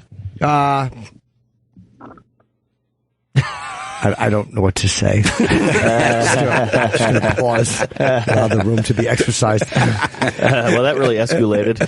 Yeah. But then they're like, was this a forgery? But the wormholes lined up in the to these old documents. Like, no, these documents were all together at one point. Yeah. So the Vinland maps, I did not see the end of it, but they started to lean towards it being fake. As soon as I saw the thing that they said there was stuff in the ink, I just that's when I was like, all right, fuck this. I guess then they weren't able to explain why that was in the ink? Yeah, it was a pre-Columbus map. Right. So if this map was good, that means the Vikings had found this. But then they put it over a modern map, and they said it wouldn't have navigated the oceans right. I don't know. Does anybody out there know it? Sounds like a case for Leopold. Yeah, it sure does. But how did Columbus discover America if there are people already here? Yeah, of course. That whole argument, that's a little strange. Well, they say he discovered it for Europe. Yeah, he discovered it for Europe. They acknowledge the Indians were. Yeah, all right. I don't know if the Vinland map was good or not. I wish someone knew, because I'm just too lazy to read the fucking... Where are we with this? Snoop's Oscars, against it. Black History Month. Oh, Snoop is not going to the Oscars. Fuck duh. Period. Oscars. Yeah, could you play this? Fuck duh. Somebody asked me, was I gonna watch the motherfucking Oscars? Fuck no. The fuck I'm gonna watch that bullshit for? Nigga, they ain't got no niggas nominated. All these great movies and all this great shit y'all keep stealing from us. Fuck you. Fuck you. Damn. He's smoking a blunt, too. Yeah. Was that what that was? That was a lot of smoke. Sure wasn't and again, and this is again, if a white, and I hate to do it like this, but, a white guy fucking says something with fucking, you people stealing from us or whatever, and it's a giant. That would be a big problem. That's so true. Yeah. The fact that, he says that and it's just not taken seriously, the fact that he says that and people are like, whatever, that's just Snoop, that's that elitist shit. That's the ultimate racism. Yeah, that's the idea. I That's and because it's always white people that get upset about this stuff. I didn't think that Snoop would watch the Oscars to begin with, though. Yeah. I didn't think he was the type of guy that would sit down and watch that horse shit. Yeah, he doesn't seem like a Danish girl fan. Yeah. He's going to sit there for 3.5 hours and watch that garbage. But what is he talking about stealing? We don't even know what he's saying. Culturally, I guess. Yeah. Well, musically, culturally. Although Whitey invented the motion picture. That is true. Thank God for us. We finally have one. Oh, no, we got the automobile, few, right? the phone, electricity, internet, hats, pants. All right, this is getting weird. The whole why don't we boycott the NBA? What about all the black running backs in the NFL? See, that's the problem. That's objective. You can go, that guy made more baskets. Yeah. This is art. Yeah. Film is art. That's why that doesn't work. Yeah. Right. But imagine you force teams to have more white running backs. That would ruin the game. Let's get some Jews on the gridiron. Hey, that's a good point, though, Mark. Very good. It's just not in the cards. A white guy can be a fullback. He can't be a running back. No. There's a lot of white fullbacks. Yeah, a third Jay and one. Novacek still playing? No. Stacey Dash, you want to hear what she had to say? Yeah. She's very outspoken. She's the one saying there shouldn't be a Black History Month because there isn't a White History Month. Let's listen to this. She's half Mexican, by the way. And oh boy, actress and Fox News contributor Stacy Dash. Stacy, good morning. So pretty. Good morning. Well, what do you think about this? I think it's ludicrous. Why? Because we have to make up our minds. Either we want to have segregation or integration. And if we don't want segregation, then we need to get rid of channels like BET and the BET Awards and the Image Awards, where you're only awarded if you're black. If it were the other way around, we would be up in arms. It's a double standard. So you say there shouldn't be a BET channel? No, I don't think so, no. Just like there shouldn't be a Black History Month. We're Americans, period. That's it. Are you saying there shouldn't be a Black History Month because there isn't a White History Month? Exactly. Al Sharpton has jumped on this boycott bandwagon. He says, don't watch because Hollywood, here's a quote, Hollywood has become like the Rocky Mountains. The higher you get, the whiter. The whiter you get. Well, that's not necessarily true. And if it is, that needs to change. What I find astounding is that we've had a president who is black in office for the past 8 years, who gets most of his funding from the liberal elite in Hollywood. Mm-hmm. Yet there are not very many roles for people of color. How can that be? And why is it just now being addressed? You see how she's like, does she agree or disagree? Like, you're actually saying you kind of see the problem. Yeah, that was a little confusing. Yeah. But what are you talking about? But now she makes a pretty good point on the Black History Month thing. What, are all Americans? BET and the Image Awards and all that. She sounds like she has some beef with black people. Like she's got some anger. This is one of those arguments where you'd see, like, when you watch old footage of Malcolm X, there would be, like, the white guy moderating, and then Malcolm X would sit there, and then he would get a black intellectual on who agreed with the white moderator, and then Malcolm X would just fucking smash him. Yeah, Malcolm X did not play. No, he's a very good debater. He's a really smart MLK dude. played a little bit. Well, Malcolm X, not so much. He was way more hardcore than Martin Luther King. Yeah, Martin Luther King was probably more likely to fucking bang a chick on the road, I think. A white chick, too. Did he? Yeah. I've not heard that. Martin Luther King? I never heard that. And the white girls? Really? Oh, yeah. I believe so, yeah. I never heard that. Yeah, I never heard that stable. Yeah, a stable of white girls. Wow. Let's go back to Stacy Dash. I what? I can understand Jada Pinkett Smith's frustration that her husband wasn't nominated for, he did a great job in the movie Concussion. Mm-hmm. But at the same time, what does that say about how people are selected for these awards? Right. That's assuming they're selected by race, which I think would be a very a disservice to the people who are looking at the films and making the choices. Maybe they need to be more, integrated, and there need to be more diverse people in the process of electing. In the Academy. The demographics of the Academy apparently are secret, but for the most part, according to some investigation out in Hollywood, it's predominantly white males. Mm-hmm. Really? Yeah. You didn't know maybe that? that says something about who they select? What is she talking about? Yeah, I don't know. What the fuck is she talking about? Her whole thing's starting to fall apart. Yeah, like, how do you not know that it's mostly white males? I'm not saying that's right or wrong, but how do you not know that? And that's why not she's there. You're in show business. And it's not a secret. It's older white males, and they pretty much have to wait for those guys to die out, and then maybe they could get more diversity in there. Yeah. It's like the Rock and Roll Hall of Fame. It's the same thing. All the white dudes that aren't current on the music that's why a lot of the bands aren't in, because they don't, that's why it took Sabbath 10 years to get in. So stupid. All these bands, Rush and Kiss and all that. Yeah. All right, let's see how she finishes up. Are they looking for that or the best movies and the best actors? I hope they're looking for the best movies and the best actors. The good news is that there's attention brought to it now. But like I said, over the past 8 years, we've had a president who's black, who gets his funding mainly from Hollywood, the elite liberals. Yeah. So it's odd to me that this has now become such an issue. Well, so you're kind of making the same point that Sharpton made. Of course. That's the exact same point Sharpton made without saying Obama. Of course. That liberals are a certain way. Right. And then they're pretending that these are their politics, so why aren't there more things for black people? When they're not. Yes. Yeah. Stacy. But does that mean, 2 years ago when 12 Years a Slave won, does that mean just that year they weren't racist? And now they are? I don't get it. Like, we're flip-flopping. They weren't racist 2 years ago, but now we are. I don't get it. Maybe every third year they're like, all right, we got to do something here. Yeah. So I remember when different. Denzel and Halle Berry won in the same year, and Denzel said something in his speech about, well, I guess you can call this 2 birds with 1 stone, when he made some shitty remark. That's funny. I don't know. I think they're trying to pick the best performances in movies. I really do think they're doing their best. Have you seen Revenant? I don't think there's some secret agenda going on in Hollywood. Revenant is like next level. It's like unbelievable. Like, you can't touch it. I've never seen it. I heard it's great. It's insane. You want to go see it together? I would love to. But like, to say like other movies are on that level is just wrong. It's so good that you can't be like, well, Concussion. Like, I heard Will Smith sucked. I heard the accent was off. I don't know. Just saying. Oh, was his accent off? That's what I heard. Oh, okay. Well, what accent was he? He was doing like an African or something. Yeah. Oh, that's right. Yeah, I did it's a hear weird that. accent that he has in it. Right. But Revenant is that good, huh? It's great. It's all shot in natural light. I mean, it's next level filmmaking. It's amazing. How many of the best pictures have you seen? Nominations. I think most of them. Which ones are nominated again? What's it? Spotlight. I haven't seen the Danish Spotlight chick. was really good. That was Sounds great. delicious. Spotlights, because I just but got that's them. not for everybody. I just got them through SAG. I guess they send them there. Yeah. So Spotlight's really good. What else was good to I think watch in Spotlight's that gonna batch? win. Here you go. So you got The Big Short. Jimmy saw that. Really I liked love The that. Big great. Short. I liked a lot.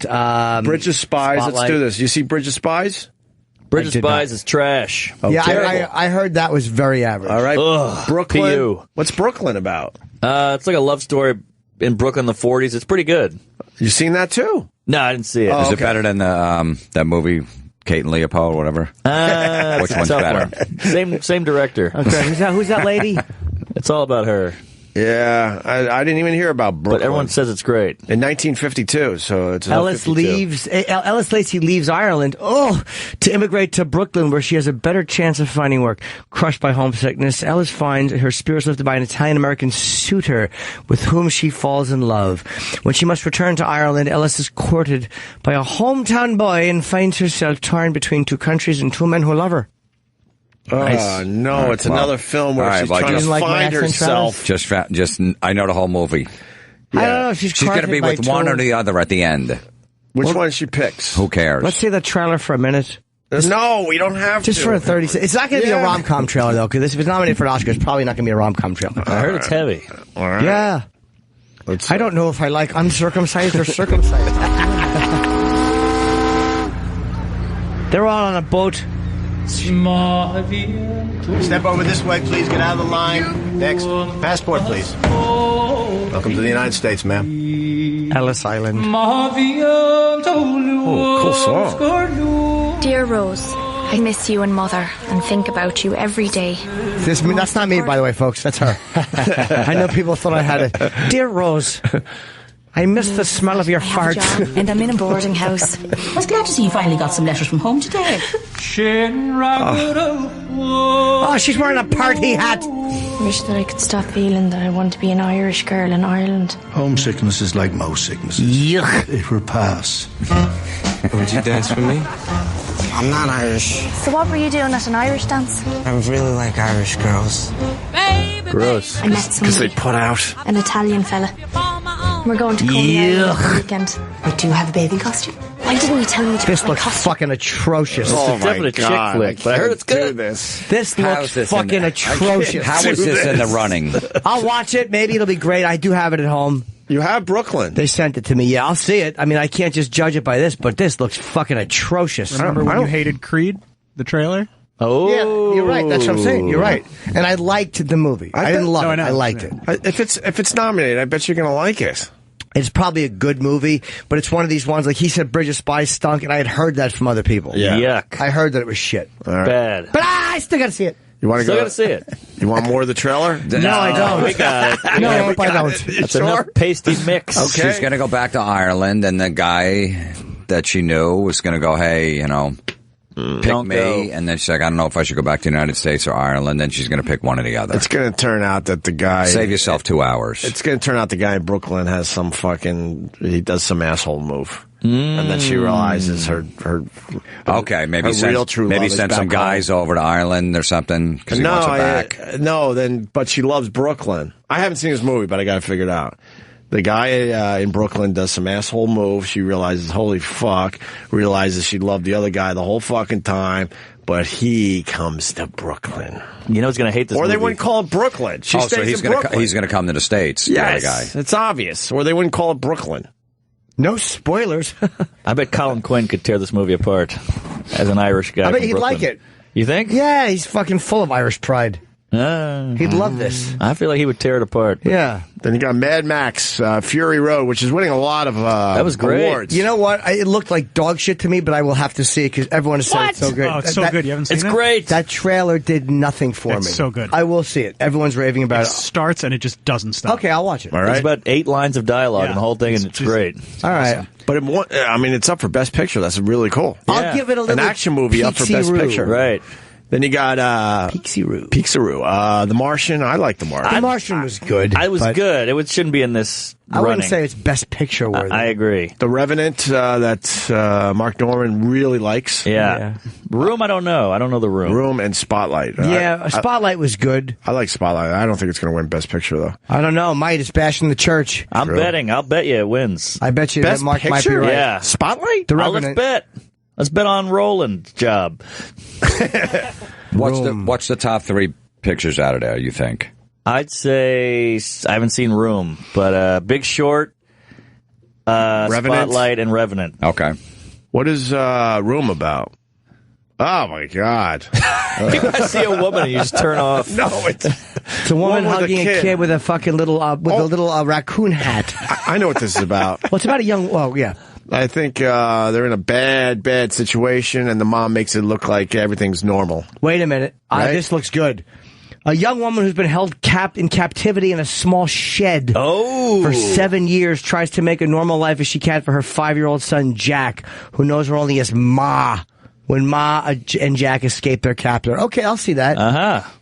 Is it a true story? I don't know, but I know everybody who sees it loves it. Okay, I'll see it. Sounds to me like this bitch got spoiled in that big room and she don't know how to adjust to fucking living life tough. Am I right or wrong, Trav Dog? You sound right.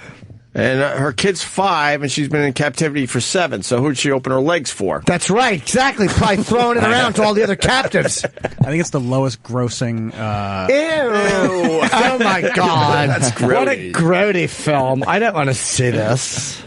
Oh wow, she's rolling a kid up in a rug. So now we know how they got out of there. God, I hate these don't fucking show anymore. trailers. But who knows? Most of the movie might not be about that. It looks pretty good.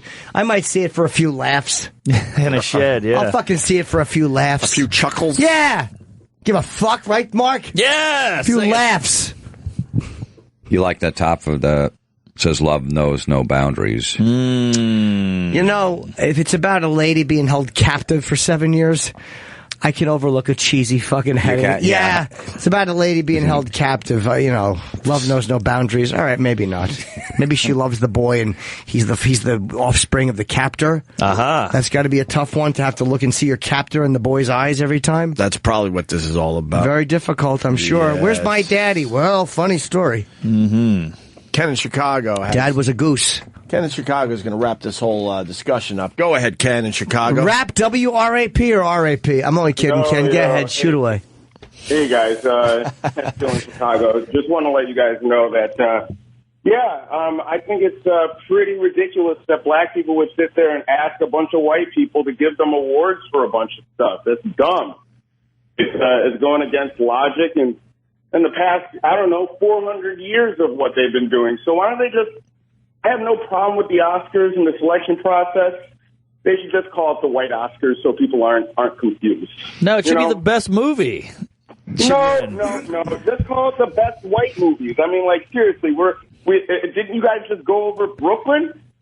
Seriously, is that up there with The Revenant? No, I don't think so, but we haven't seen it. Serious? I haven't seen either. It's hard to say without seeing all these movies. Yeah. Man, And it's not the best movie that for you. They're looking at the best movie overall. Right. So of course I wouldn't vote for Brooklyn as the best movie I saw this past year. They had to go and make a movie about Brooklyn about white people. That was the movie about Brooklyn that they picked for the Oscars. I mean, it is. They picked a movie about a white man going to outer space.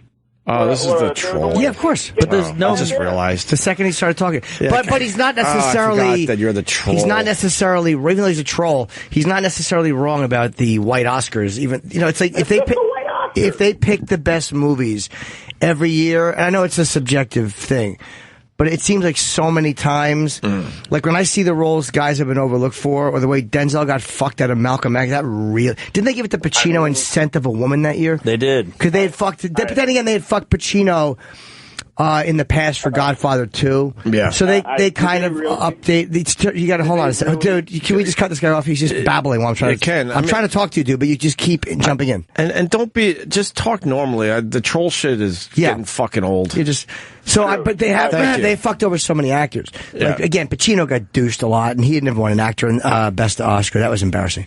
But the fact that Malcolm X Denzel got fucked out of this movie, and then they gave it to him for Training Day. That's a tough one to overlook for sure. Yuck. Yeah. As far as Brooklyn goes, I think he got it for glory, but as far as Brooklyn goes, it's a timepiece. It takes place in 1952, where obviously Brooklyn was a very white area. I just have no interest in that story, but I'll see it.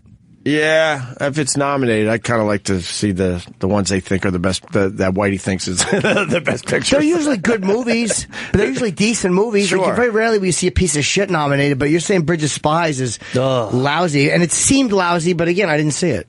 So I'll shut my face till I see it. I'd rather watch Leopold. Really? Yeah, it was so we tried to watch it. What makes it so Was it better bad? than Straight Outta Compton? Bridge of Spies? Yeah. No. Compton was way better. So then there you go. You might understand this a little better. Yeah. So maybe that was Straight Outta Compton's spot. Maybe. And then that would have calmed everybody down. What made Bridge of Spies so bad? It was just tedious, boring. You didn't care about anybody. You wanted to turn it off 10 minutes in. Didn't grab you. Weak writing, weak story. I don't know. I didn't think The Martian was amazing. I thought his performance, like as a guy alone, was really good. I thought that's a hard thing to do, but I don't mind him getting nominated. But I liked it, but you're right. I don't know. It wasn't fucking Best Picture worthy. That's not up there with Schindler's List. Yeah, right. As far as a fucking great movie is concerned. And then the dweeby guy at the end solves the whole thing. I don't want to give it away, but you know that was so cheesy. It was like it was like Armageddon, but with like a better, more interesting story. That was not a fucking Best Picture. No, the ending sucked. I told Jimmy. Yeah, when also. Is this going to piss people off if we say this? No, I haven't seen it, and you'll save me 2 hours. I just tell people you're going to say, give him a minute to turn off the radio. These are going to spoil the ending of The Martian. Turns out he's a little green. Little green. Oof. They finally get him. Bomb.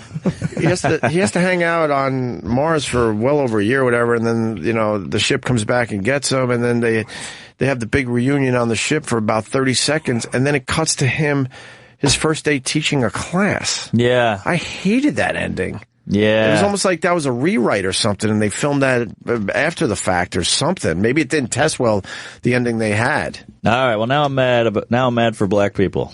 But it was just, I don't know. I thought they could have done something much better with the ending. Yeah. Instead of him sitting there on a bench waiting for class to start because he's now going to be teaching. Mm-hmm. I don't know. Future astronauts or something I think he was teaching, right?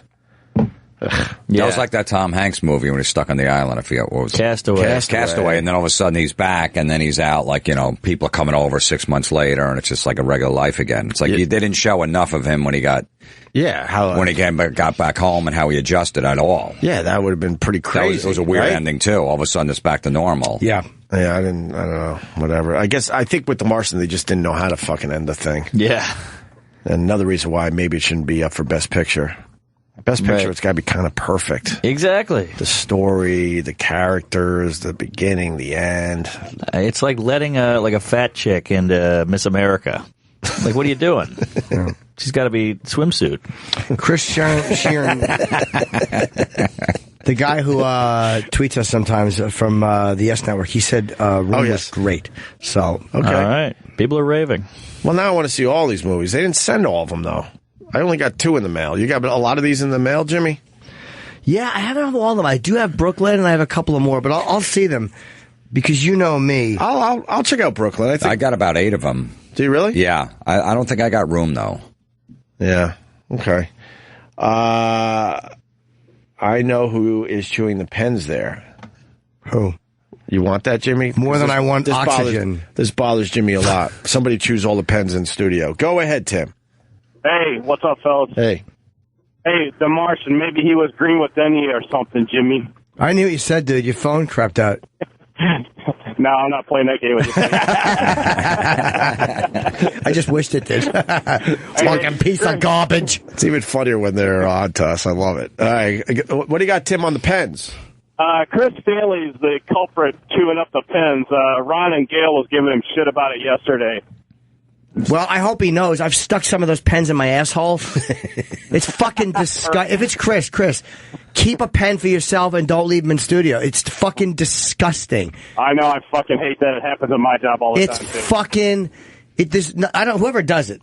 It makes me sick to my stomach. Someone's got to nervously chew on the fucking pen. Stop it. Yeah. If it's him. All right. Thank you, sir. Punch it out. And then this guy can fill us in on the Michigan thing, the water. Are we done with the Oscars, you think? Yeah, I mean, what more? We've all said it. When is it on? Like early February? Yeah. I think it's after the Super Bowl. Mm-hmm. So we got some time. Yeah. Let's say hi to Jonathan in Detroit. Jonathan. Hello, how are you doing today? Fill me in with this Flint Michigan thing. I'm really starting to dig into this thing, but wow, the water's all sorts of fucked up. The Google images, the water looks like Gatorade coming out of the taps. Yes, it does. What happened was Flint went into a state of emergency for the city, and so to cost money, they took the water from Port Huron. They usually got the water from Port Huron. They switched it and put it to the Flint River. When they put it to the Flint River, the river is so corroded that it destroyed the pipes. So when it destroyed the pipes, the lead and everything from the pipes went into the water. And then they try to go back, but it's too late. So now they're trying to backtrack and deal with it. What can they do? They want new pipes. I know that much. Yeah, they said the pipes, it'll cost about $1.5 million. But the issue is that I guess I'm not a scientist, so whatever to filter the water, it would have cost like $100 a day. And they forgot to do it. How long was the water tainted for? I think it's been dealing with it for 2 years. Jesus. Boy, those pipes are rusty. If they were giving out awards for rusty pipes, I've got the winners right up there on the screen. You're right, Jimmy, yeah. Thank you very much. They look like Betty White's asshole, these pipes.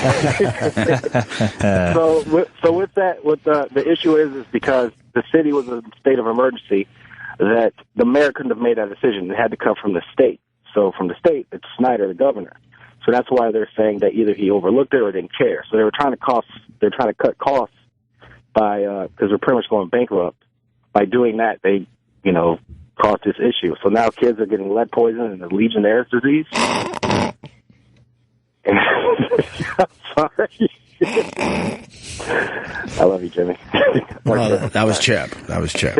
Sorry. He's looking for $28 million, the Michigan governor. And he did overlook it. Come on. You got to know. Yeah. So if you're in his position, you got to know that the water is bad. Sure. You have to. Exactly. $28 million is not even that much money, on a state or a fucking national level. Right. And now you got Dave. He's mad at you, Jonathan, because you're leaving all sorts of stuff out. Yeah, John. Dave, you're on with Jonathan. Go ahead.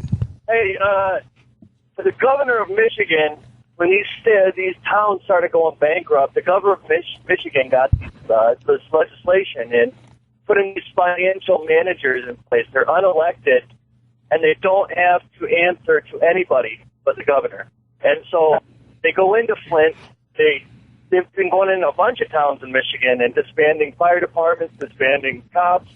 And there was a chemical that they were supposed to be adding to the water to prevent lead corrosion. And they just saved money, didn't add it. So they were all culpable. They all knew what was going on. And now they're just, trying to save face, I guess. And this is going to lead to kids with learning disabilities and all sorts of shit. Ridiculous.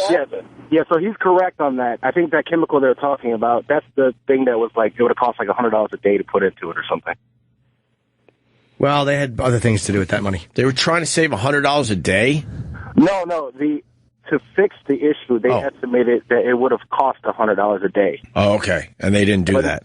Yeah. What's kind of about the whole thing is a couple of years ago, the Michigan voters voted to get rid of these financial managers, these unelected financial managers, and it passed. And the governor went through and passed another piece of legislation that reauthorized these financial managers and made it so it can't be repealed. So Michigan's fucked. Jesus. All right. I agree with that. All right. Thank you, Dave in Chicago. Thank you, Jonathan in Detroit. There you go. Flint, Michigan. It's a fucking mess. Why is it called racial genocide? Doesn't everyone have bad water? I guess. Yeah, who are they? I don't know. There's a white lady holding something that says racial genocide. What? With a Monopoly piece, go to jail on her poster. What race are they going after? I don't know. Isn't this white people that have the bad drinking water? No, it's more of a urban area. Oh, is it? Yeah. And it's a white. Oh, okay. The governor's resignation Tuesday night. Snyder's got to go! I'm sorry, and I will fix it. Inside, Michigan Governor Rick Snyder began his address with a renewed apology to the people of Flint. Government failed you. Federal, state, and local leaders. How about you? By personal responsibility. How about you?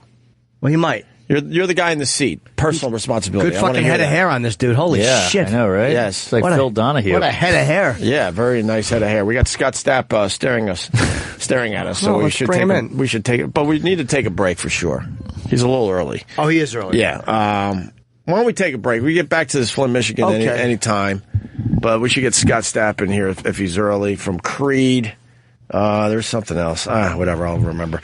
Florentine, what do you got, buddy? This weekend, Comedy Works, Albany, New York, Friday and Saturday, and February 12th, 13, Laughing Comedy Club, Fort Myers, Florida. All right, and then you got the Mark Normand at Helium Comedy Club in Philly. Yeah, come on out next week. Laugh Boston. Laugh Boston, nice. Yeah. But let's push Philly, man. Come on. Please. We got Philly. a nice audience down in Philly. Go see Mark Norman. I'm telling you, he's hilarious. Helium Comedy Club Thursday through Sunday. Yes. And then Jimmy's going out to Arizona Saturday. The Talking Stick Casino Saturday night in right outside of Phoenix in Scottsdale. And then JimNorton.com. The theater tour starts very soon. Chicago, Illinois, the Vic Theater, February 11th kicks it off. And there's a lot of dates in a lot of places. So go to JimNorton.com to see if he's coming close to you.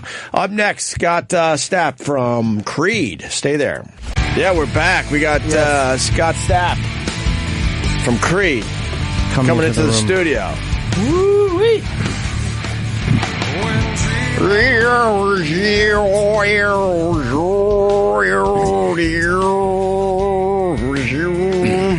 What's up, Scott? Hello. What's up, man? Good morning to you, buddy. Good morning to you. Hi. How you feeling? Early, man. This is early for you? This is early for me. Yeah. On tour.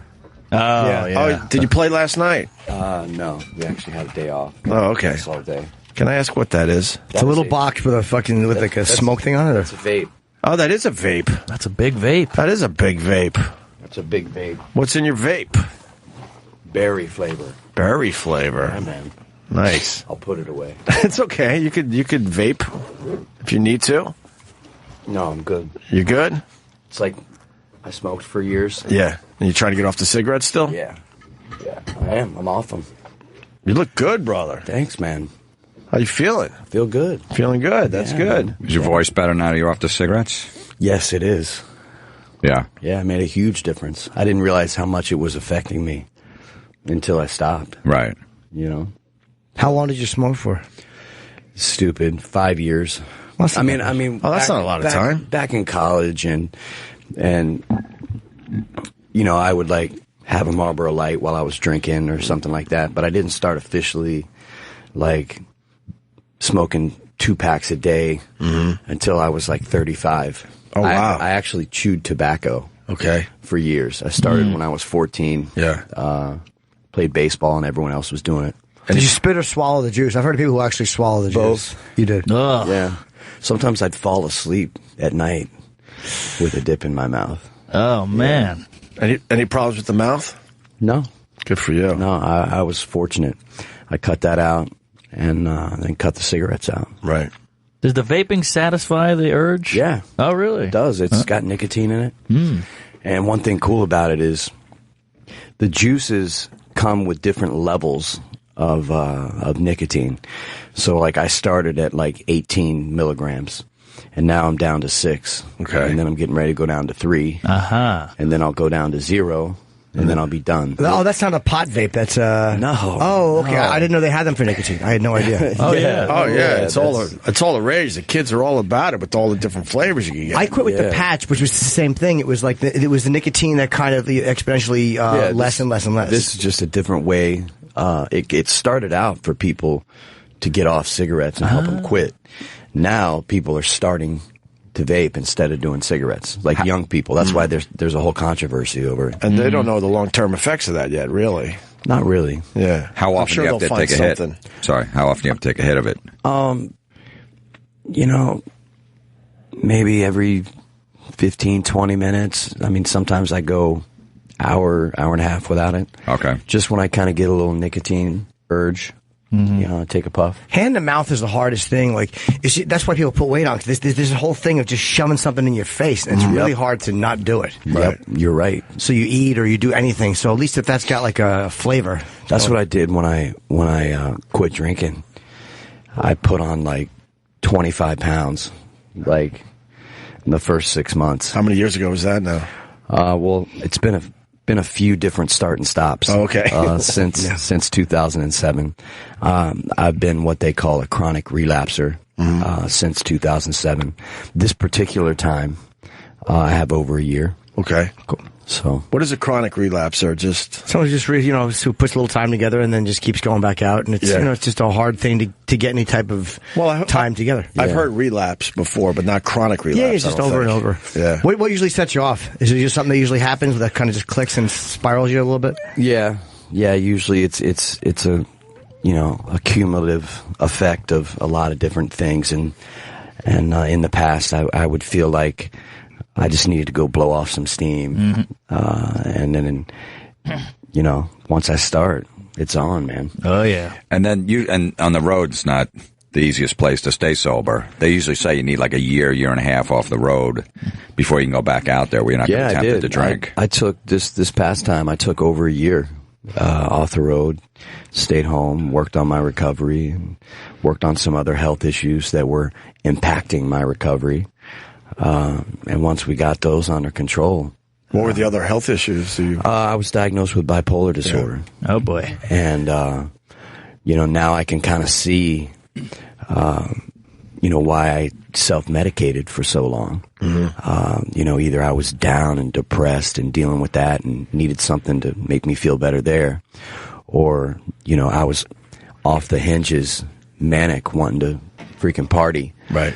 And so that was a big deal, man, finally figuring that whole situation out and getting that treated. And because it's really changed everything about my recovery, because I'm no longer battling with things that are out of my control. Right. You know, I have like balance. And so it's a lot easier to stay sober one day at a time when you're mentally balanced. Yeah, it's hard to go from like one day all of a sudden like, God, I just want to hug everybody and I feel wonderful, and then 20 minutes later it's like I really should hang myself in the closet. Right. It's a real mood swing. Yeah, that's a tough way to live. It's not an easy way to live. And I did it for years. What was that when you were making those videos that became viral? That was during what they call a manic state. Yeah. And then what happens whenever I would go manic is I'd want to do drugs.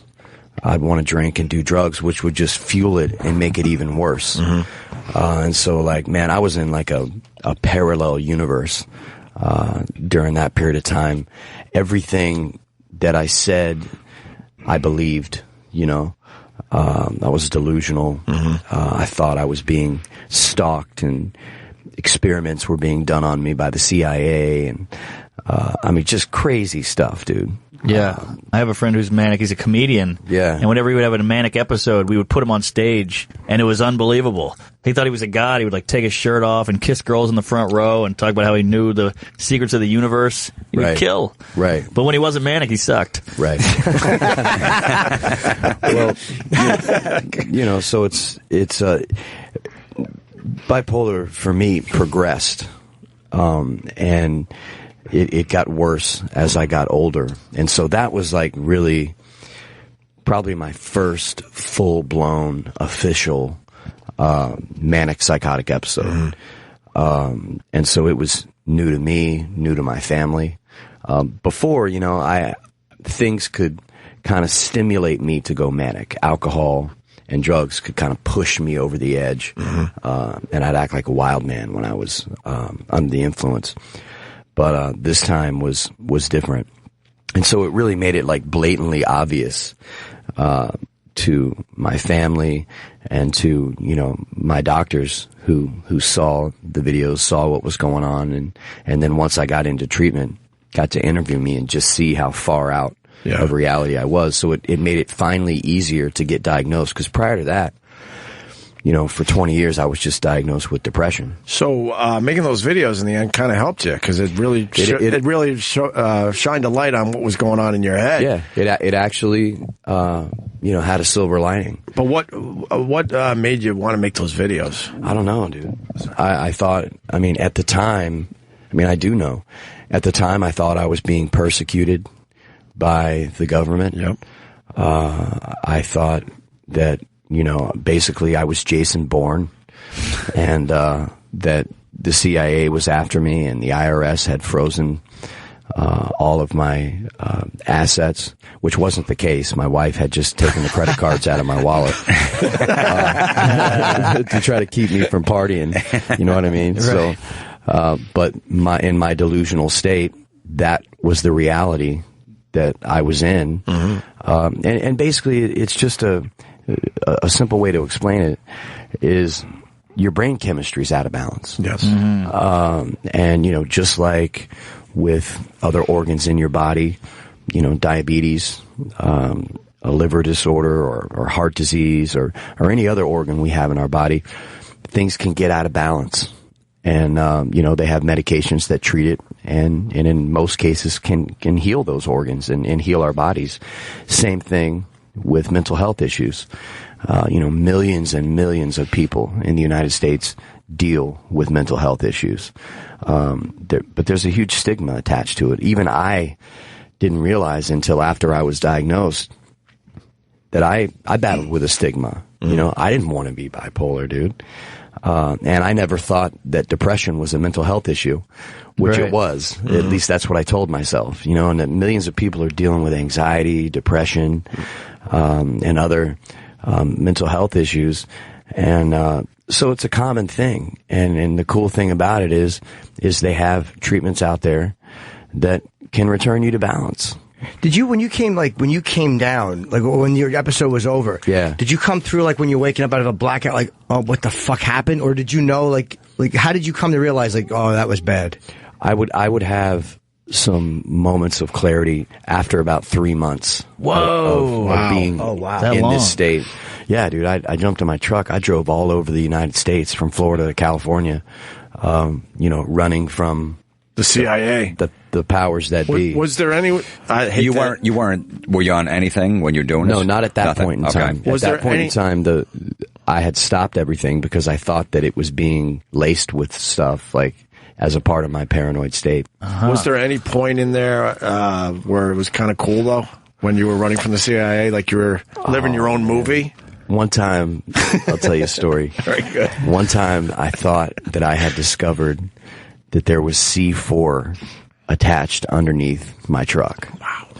Wow. I'm driving on the interstate. I pull over. I jump out of the truck. I have my backpack on.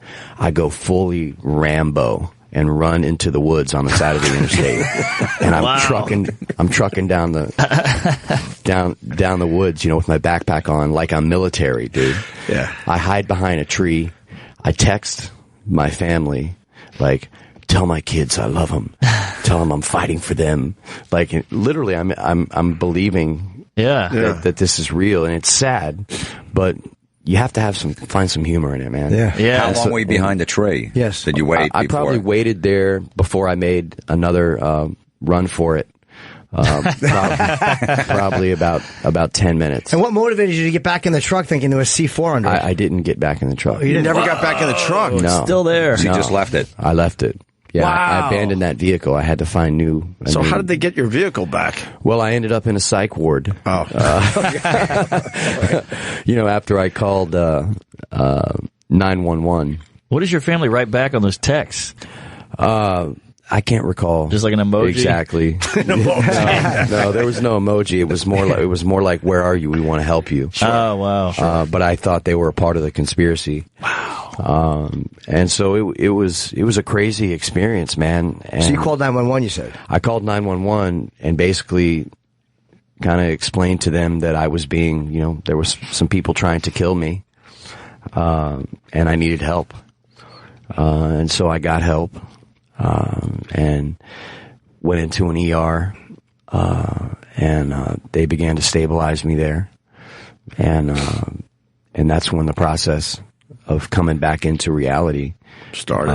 Happened. When you said I need help, it was like a crazy drug trip, man. Yeah, that's the best way to describe it. It's like if someone dropped acid and then thought they were, in Star Wars and like really believed it for like 15 hours. Like that's what I liken it to. Or being in a drunken blackout and then the behavior that comes with that, and then you kind of come out of it and you're like, oh my God, what just happened? Yeah. So when you call them and you're like, I need help, and they come and then they're taking you to a hospital, do you know, oh, I need psychiatric help? Are you going, where the fuck are you guys taking me? This is not helpful. I just wanted to be safe at that point in time.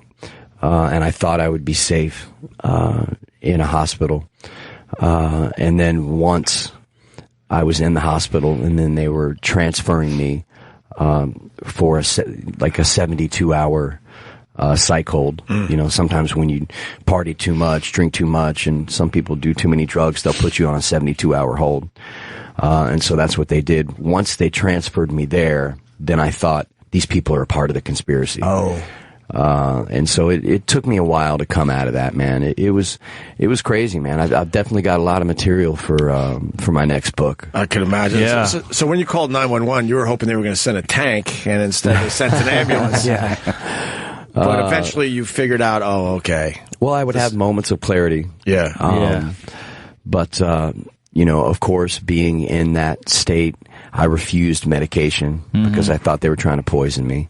And everything I'm saying is a common story for people that have had a bipolar manic episode. It's pretty cool that you open up about this. Most people would not talk about this type of thing. Well, it's my reality, man. It's the truth of my life. And like I said a minute ago, it's like I had a bad acid trip. Right. Or back when I was using drugs, like I took a bad drug and had a bad reaction to it. That's the only thing I can liken it to. And so it was real to me. And the cool thing about it is it's treatable. I was going to ask you, how are they treating it? Yeah, and how are you doing today? I'm doing great, man. I made a lot of lifestyle changes. I changed my diet, exercised more. Of course, there was some medication I needed to take to return my brain chemistry to normal. And once you do that, man, you're back. Did it kill your sex drive? That stuff's always scared me because I was afraid my sex drive would be. No, it didn't kill my sex drive. One thing that it did that really bothers me is it threw like an extra 10, 12 pounds on me, which is a common side effect to some of the medication. And when you're the front man of a rock and roll band, weight is important. Right. And so that bothered me. But you know what? You got to weigh the pros with the cons. Sure. And it's just a medical miracle, man, that you can be so far gone and that they can treat you and return you to where you can live a normal, healthy, productive life and think and act and be like everybody else. You're better off being in a rock band and being like, I got to lose 10 pounds. It's better than hiding behind an oak tree on the fucking interstate. Yeah. Like, you know what I mean? One is you can perform and live. You're exactly right, man. You're exactly right. I got a great idea for a reality show. Manic episode GoPro. Wouldn't it be amazing? Just follow you around when you're behind the tree and under the truck with the C4? Dude, it was... that footage alone. His videos are right there. They're great. Oh, really? I mean, maybe I shouldn't say that, but... but you can see. They were pretty amazing to watch on YouTube. Have you looked back at the videos since? Yeah. That was part of... And what are you thinking, when you're watching them That was part of the doctors and the therapist's tool to get through to me that, hey, we're dealing with something here. Look at this. Once I had returned to normal and come out of that state and could think with a rational mind, I sat and looked at him, and it was tough, dude. I was humiliated. I was embarrassed. I felt my confidence and everything that any personal pride I had shattered into a million pieces. I was really down, man, for months. Just not in acceptance that this was my new reality. And it took a while. In one of the videos, you said that you were broke. Was that the truth? At that point in time, like I said, yeah, my wife had known in the past, because of my relapses, that if she could, once I started a relapse, that she needed to get all access to money. She would freeze everything away from me. So technically, you were broke, but she was protecting your money to keep from fueling the binge. Yes, you know what I mean? Because I'd go on a binge and drop $20,000, in a night on stuff. And so we learned from history.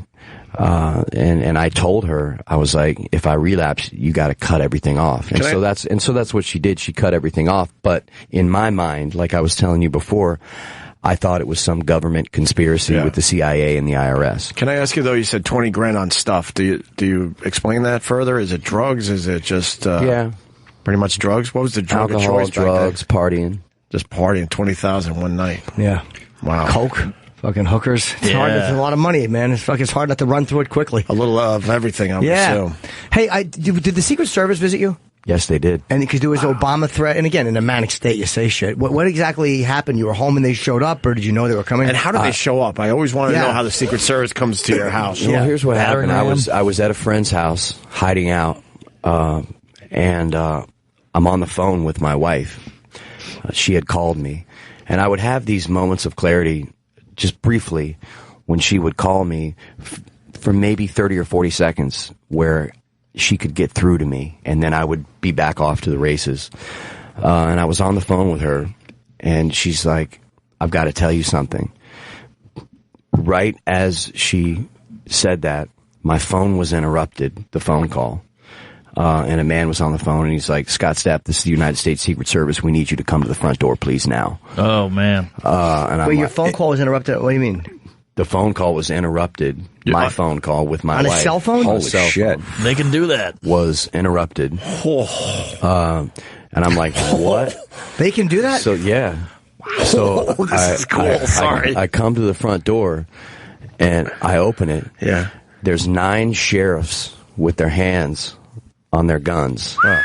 And then there's 2 like 6'6", 245-pound Secret Service agents, and they're like, "Can we speak to you, please?" And I was like, "I didn't do anything. What's going on?" And so they came in and interviewed me and spoke with me and realized that I was no threat. They did like a week investigation and determined that I was, no threat to the president. And it's crazy, man. I mean, it's like a movie, dude. Do they? So were the cops like standing around you in the house while they're interviewing you, just in case? No. So it was just the 2 guys. They stayed outside the house. They stayed outside. Yeah. Do they charge you for anything? Meaning, like, they send you a bill because they had to send everybody over to your house? They didn't. They told me that anytime someone makes any type of threat to the president or is accused of making a threat to the president, because I didn't make any public threats. I did call the White House a couple times during that manic period. What were you looking for when you called? I think I said the first time, "Let my people free." Did you really? Yeah. And then the second time, I thought in my conspiracy brain that Obama was being held hostage by his new Secret Service detail, so I was headed to D.C. to save the president. Wow. Sounds like a good movie script. And, this is craziness, man. This was utter craziness. So did you actually start driving toward Washington? Yes, I did. You did? Yeah, I did. Did you finally turn around? Or? Yeah, I turned around. And what made you turn around? I can't remember exactly what made me turn around. Probably I thought it was some type of setup. Right, like a trap. Yeah. This is crazy, man. I mean, so what does your wife say, like, when you say, "I'm going to Washington to save Obama, and I'm getting in the truck, and I'll see you Bring later"? back milk. She's used to it by that point. My poor wife at this point in time was trying to do anything and everything in her power to get me in a safe place and treated. That's amazing that she's, there for you, going through all of the stuff. At first, she thought that this was just some crazy, binge, and I was out on a bender tearing it up, and she'd had enough. She had told me, after my last relapse, like, no more, or I'm done, Yeah. And so she initially thought that that's what this was. And so, she called me, told me to, I need to go to rehab. I was like, "Babe, this is not about rehab. You don't know what's going on. I can't tell you. Are you involved?" Like, it was, this crazy, stuff, man. And, is there ever a part, because this is so fascinating, is there ever a part during like a manic episode where you're like, the government, the CIA, and you're going, this is so cliche? No. Does that ever kick in? No. You're just too delusional. You're too delusional. You're out of it. You think that you're getting messages from radio and the television, that there are secret messages being communicated to you. Yeah. It's crazy, man. I've talked to other people that have experienced this type of thing. If you research it, it's very, very common that when someone is in a manic episode to have these delusions about the government, about the CIA, I fit right into the pattern. So it was pretty easy to diagnose me. And are you on medication right now? Yeah. Do you say which one to maybe help out the other people? I don't say which ones, okay, but fair enough. But I take. You've given us enough. I'm not going to push on the medication. I take what is probably a pretty typical medication schedule for someone with bipolar. And if you did not take your medication, would you fall back into some of the stuff you take? I don't want to try and find out. Okay. I mean, I'd rather just stay normal, stay chill, stay cool, and not go back to that place. Were any of your delusions? Because I know you kind of grew up religious. Were any of them religious delusions? Yes. What would they be like? Well, there was a 10-foot angel that I could see, who I called the blacksmith. And the reason I called him the blacksmith is because he had a sledgehammer and he kept hitting it into his hand, and he instructed me to load up valuable possessions. And as I was driving across the United States, I would pull over to churches that I thought this angel that I was hallucinating and saw had told me to pull over to and give them these prized possessions as donations. So, like, for example, I had 3 Salvador Dali paintings. And I felt led to this one particular church, met with the priest. He said that from what I recall, that their school needed funding. And I said, well, that's why I've been sent here. And I gave him the paintings to sell so he could revive the school. How much were they worth, the paintings? Probably 75 to 100 grand. And then I was also picking up at the direction of the blacksmith. I was picking up homeless people and getting them food, clothing, putting them in hotels. Blacksmith was a pretty good egg then, at least. Yeah. Yeah. You know, I mean, there's a lot worse things they could have told you to do. Yeah. And were any of these fans, any of these people you picked up, you went to the church, you ran into, anybody knew who you were? No, these were homeless people that were suffering. But you never know when one could turn on you in the truck, you know? You're right. Now that I look back, you're right. Yeah. You're right. But, man, it was a crazy... I tell you, there's a movie in there, man. Oh yeah, for sure. You know, I've written a lot of it down, but it's just crazy, the power of the mind. And make sure you write it. Don't sell the concept to Hollywood because they'll ruin it. You know, Scott and the Blacksmith. You know, it'll be like a fucking a buddy cop movie. Yeah, make it into a really nice book. One other thing about this, 2006, you fractured your skull. You fell off a balcony. Yeah, I did. Could that have led to these episodes being escalated? Because sometimes I've read over the years that mental illness, if you get a nice smack on the noggin, that could kick some of these issues loose. I've been battling with this since 1998. But I mean, for it to escalate like it did in recent years. Well, I think that it would have escalated years sooner. Okay. You know what I'm saying? Sure. And again, relapsing in drugs kind of metastasized everything, and fueled it even more, and then abruptly stopping actually threw more gas on the fire. Yeah. So, you know, I mean, I haven't been told by any medical professional that had any impact. Okay. But who knows, man? How far did you fall? 40 feet. 40 feet. And it's true T.I. found you? Yeah. How many hours later? About 2.5. 2.5 hours later. Oh, you were knocked out. No, I was awake. I had a broken hip, some other broken bones, and a fractured skull. How'd you fall off the balcony? Were you just sitting there smoking, or did you jump? I was on drugs and thought that the cops were coming through the door. So in my drug-fueled state, I thought that I would hang off the balcony and swing into the balcony below me. Yeah. We've all thought of doing that. Apparently You it does not actually work. tried it. Yeah, I tried it. Wow. It's doable. Yeah, but not when you're under the influence. Not when you're stoned. Yeah. So you fell, and you remember falling and all that? Yeah, wow. I do. Whoa, I do. Scary. Yeah, I talk about it in my book, Sinner's Creed. Yes. I tell that story. And so, basically, man, all of this is a consequence of alcohol and drugs, man. And so the key for me has been getting sober and staying sober. And as long as I stay sober, man, life is good. And, I'm making music. I've got 2 separate albums I'm working on right now. My creativity is at an all-time high. Like you were talking about my voice, stopping smoking, but stopping all those negative things has made me a better performer, a better singer, definitely a better husband, a better father. And so these are just crazy stories, man, that I'm going to have to tell for the rest of my life. But hopefully they can be a warning to anyone else out there that's suffering. Sure. Because, don't be ashamed. Just ask for help.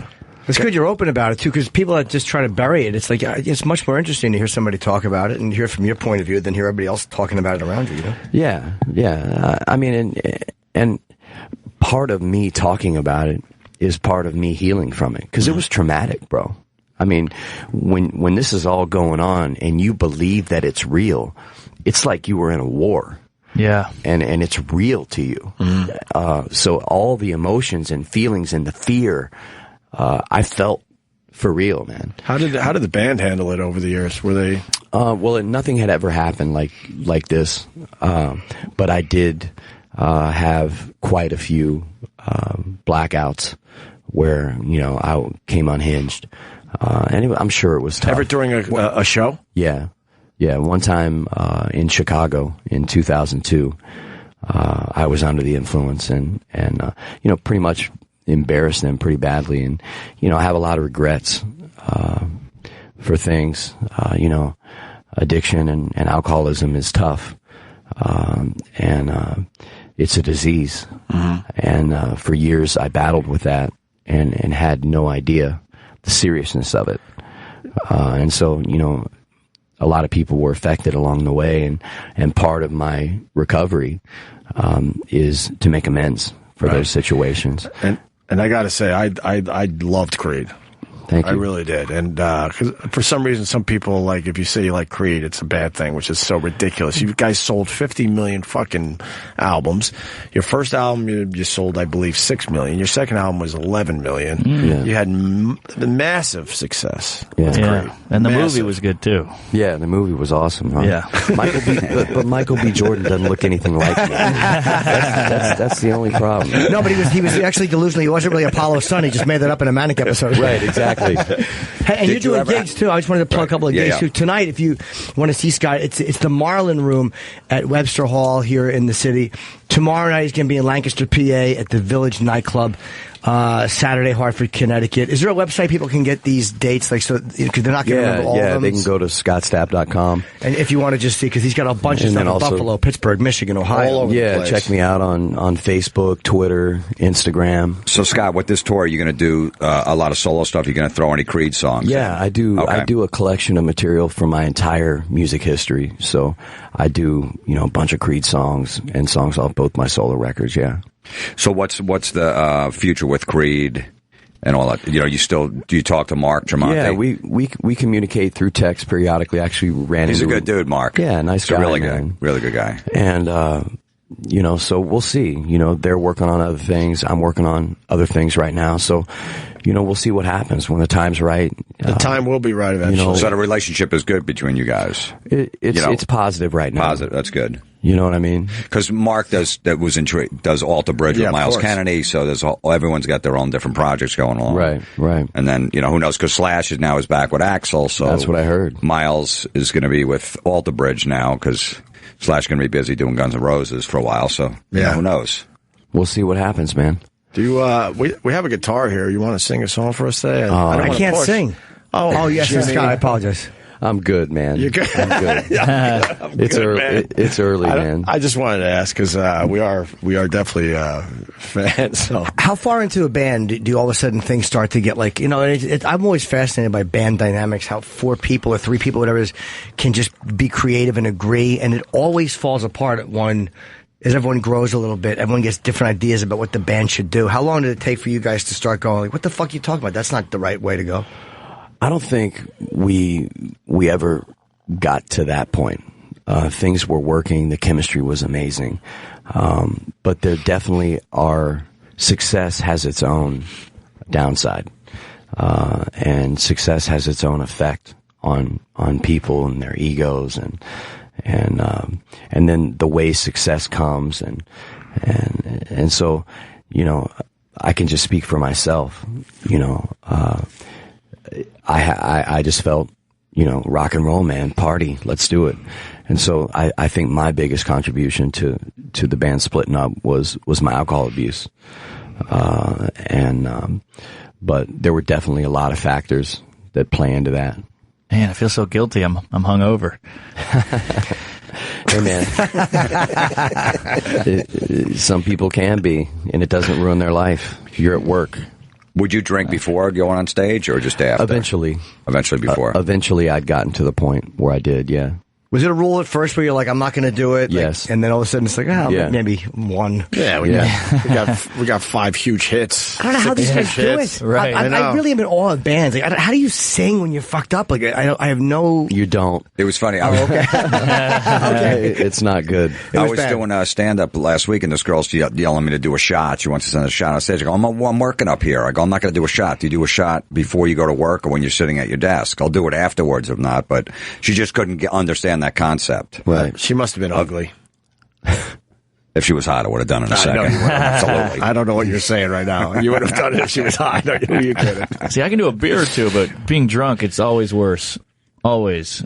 You always think, if I'm drunk, I'll be funnier. It's never good. Your timing's off. Yeah. You don't know what's going on. Right. Your setups are way too long. We've seen a lot of guys do that, have to drink before they go on stage. Rodney Dangerfield, the comic, always had a drink before he went on. But Rodney, he had that fear. I know, but he had that fear of just he also performing. Smoked a lot of pot too. Yeah, and then Stanhope, he won't perform unless he's drunk. Yeah, Doug is a rare case. Like, Doug can actually go on in a blackout and still be funny. A lot of guys. I saw a video of a friend drunk on stage, and it was just fucking awful. Like the crowd knew he was drunk, and they were yelling at him. And I guess with music, you have some kind of music, so you can't hear the individual. Well, there's a lot fucking shouts. A lot of bands made it work by drinking and partying on stage. Jim Morrison. Would your guys yell at you afterwards, or no? Would you go in? Like, be finish up with the show, and they go like, "What was that?" Eventually, they started to call you out. Eventually, it got to that point. Yeah. During the show, or no? Are there any, were there things like happening during the show that the audience didn't know was going on, like the guitarist saying stuff to you, or maybe once or twice? Yeah, especially that night in Chicago. What was that night? I'm not 2002. I just was in a blackout and kind of aired some of the band Dirty Laundry in front of 20,000 people. That's awesome. Oh no! Yeah, it wasn't. Sorry, good, do you remember doing it, or do you just have a video of it? We have the video. Ooh, is it online? And I do remember vaguely parts of it. So. And then you're looking around like, what? What happened, guys? What's up?